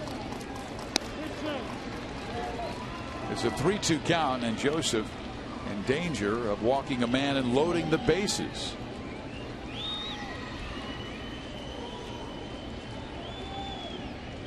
One of the other positives about a blowout like this one that the Royals enjoying on Detroit is Kansas City can rest their great 8th and 9th inning guys, Wade Davis and Greg Holland. But now Joseph has thrown wild, and he has walked Suarez, and the bases are loaded. Yeah, he's all over the place. Dave Island knows that we need strike throwers, particularly in a 9-run lead. So it looks like Michael Marriott will start to throw. There's Doug Henry, bullpen coach. It's too bad. Joseph has a chance right here, though, to get back in that zone and keep the ball down. Ball 1. Rajai Davis with a couple of hits in the night, a single, a double, an RBI.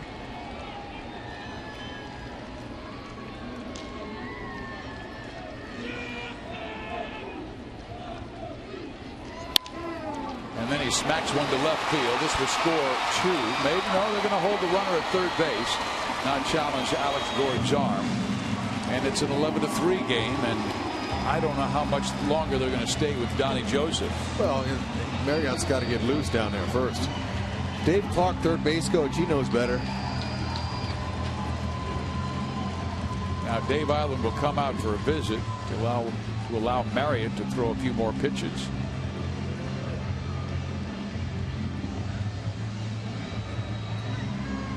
What's Dave saying right now? Just saying, hey kid, you know, we'd like to keep you in there, but you're going to have to get it out. Got to use that defense here. You weren't going to double up Rajai. You got the ground ball. Just keep the same pitches coming. Just keep down at the knees.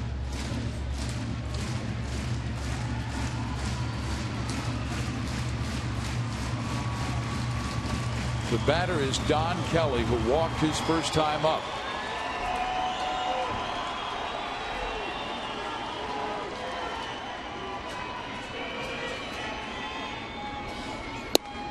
Strike 1. There's that nice breaking ball.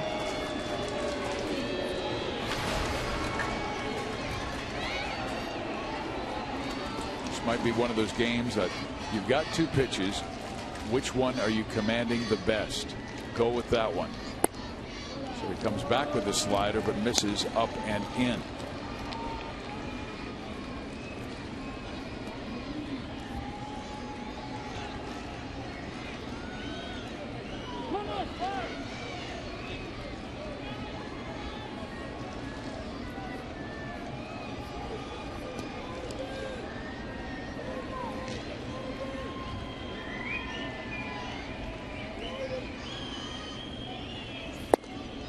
That's the good slider, down and away, and advantage Joseph at 1-2 with Don Kelly.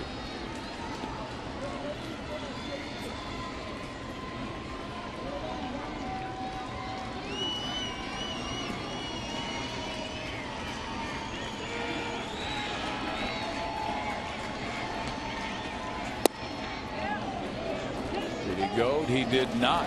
It's a 2-2 count.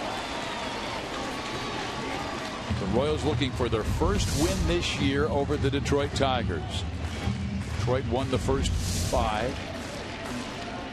2 here in Detroit, 3 in Kansas City. Now we begin a 4-game series in Motown. And Kelly swings and misses, and Joseph gets his first strikeout of the night.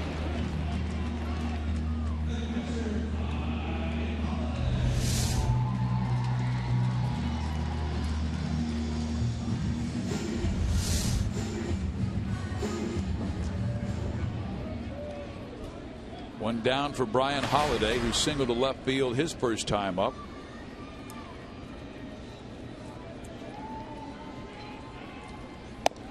Ball 1.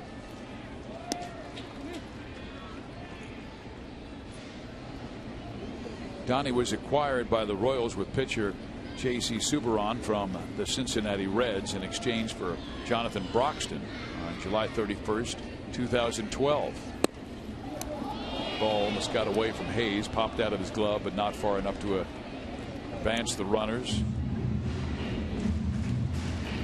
Throughout his career, he's had a ton of strikeouts. Coming into this inning, coming into this year, he had 382 strikeouts in his minor league career in 280 innings. The problem was always command. Too many walks. 139 in 280 innings.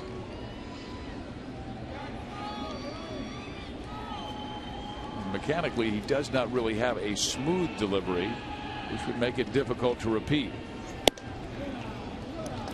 Thus, he's falling behind, and if he throws one more wide of the zone, I think we're going to have a visit from Marriott.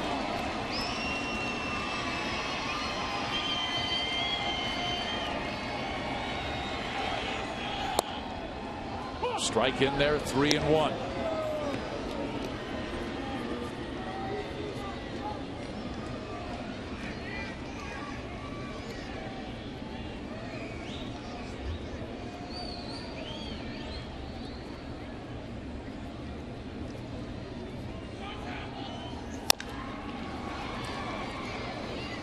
Count is full, 3-2. Royals trying to win their 37th game of the season and 8th in a row.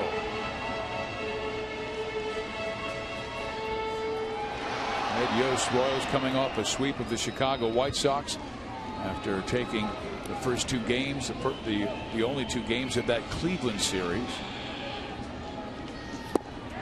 Swing and a miss, and Holiday is out number 2 of the bottom of the 9th. There you go. That's the way to find it. Remember, he hasn't had an appearance. He's been here for a while and hasn't had an appearance. I don't know when he last pitched in AAA. Yeah, so what Doug Henry's been doing is having him pitch in the bullpen. But like you said, Hud, there's nobody in there, but he's trying to do a game-like situation to try and keep him as fresh as possible. Sure. For when Ned needs him.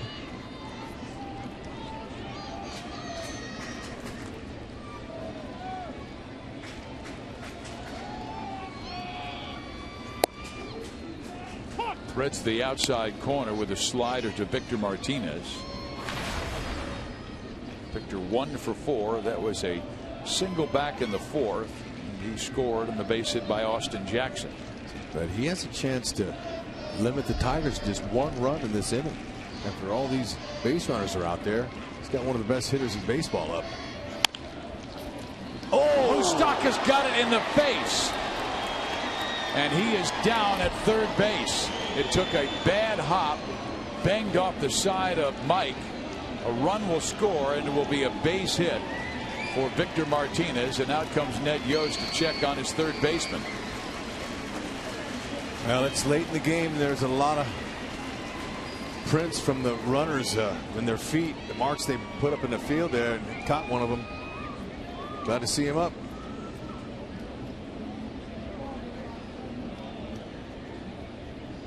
They're laughing, so it must be all right. Moose probably got some kind of funny thing he responded to. Good to see, because yeah, that kind of hop right there could knock your teeth out. He's staying back on the hop, and it hit him good.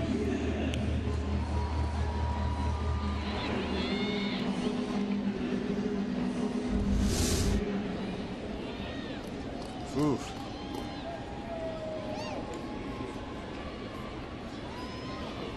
So 2 runs in the inning. It's now an 11-4 game as Joseph trying to get the final out. And now he'll face J.D. Martinez, who is 0 for 3, 0 for 2 since coming on in the 6th inning. He was robbed of a hit on the fantastic catch by Lorenzo Cain in the 6th.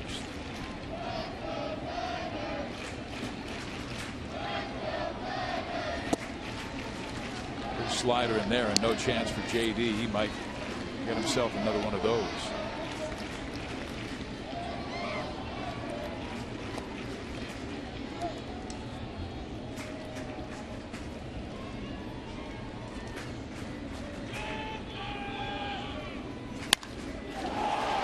Bang to deep left field. Gordon going back, and that ball is gone. And it is a grand slam for J.D. Martinez.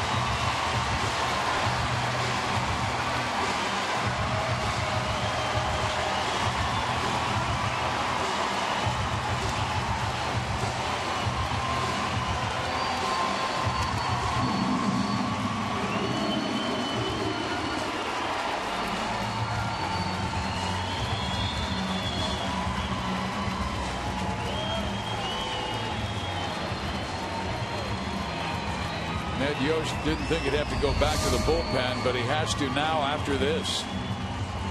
And it's a slider that didn't have a lot of break to it, and it just stayed over the middle of the plate, and he barreled it. Nice little uppercut swing, and that ball's not coming back.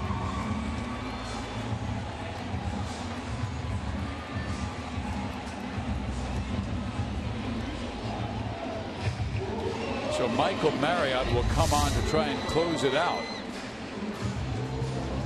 Royals still lead, but it has been trimmed to 3.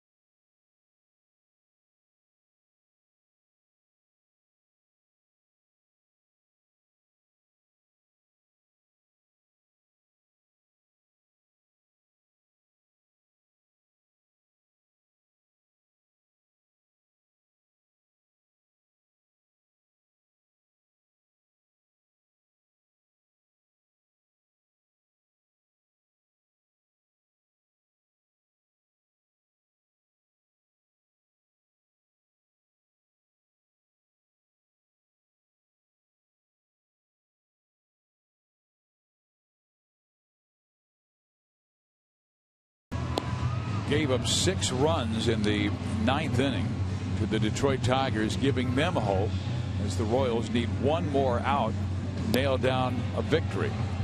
Michael Marriott will be asked to do that, facing Austin Jackson. I got some confidence in Marriott that he can finish this job off. I just never know in baseball. And for Donnie Joseph, that'll be an outing he will most likely want to forget.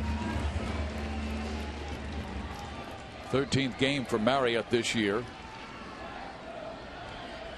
Jackson is 1 for 3 on the night. A strikeout, a single to drive in a run, a walk, and a flyout.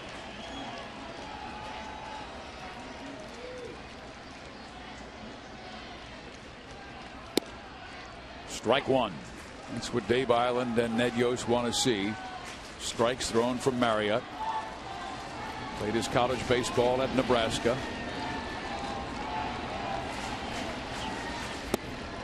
A little bit low. 1 ball, 1 strike. Tigers came in at 36-29. The Royals at 36-32. Just a game and a half back of Detroit. Popped up right side. Hosmer with a long run. Will it get there? No, just beyond his reach. But Marriott has a 1-2 count.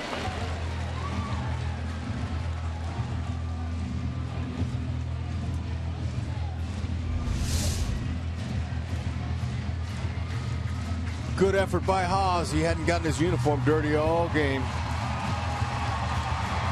He did there.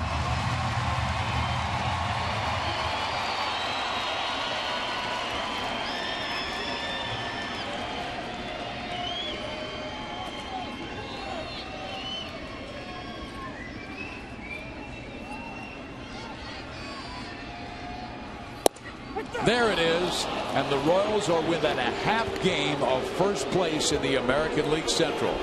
They open this important 4-game series with an 11-8 victory over the Detroit Tigers. What a beautiful thing, Billy. And they're laughing at Moustakas taking that ball off his head. Now they can laugh after the win, and it's a beautiful thing that they are laughing. But what's even better is their third baseman is okay. Exactly, because he took a nasty bad hop right in his forehead.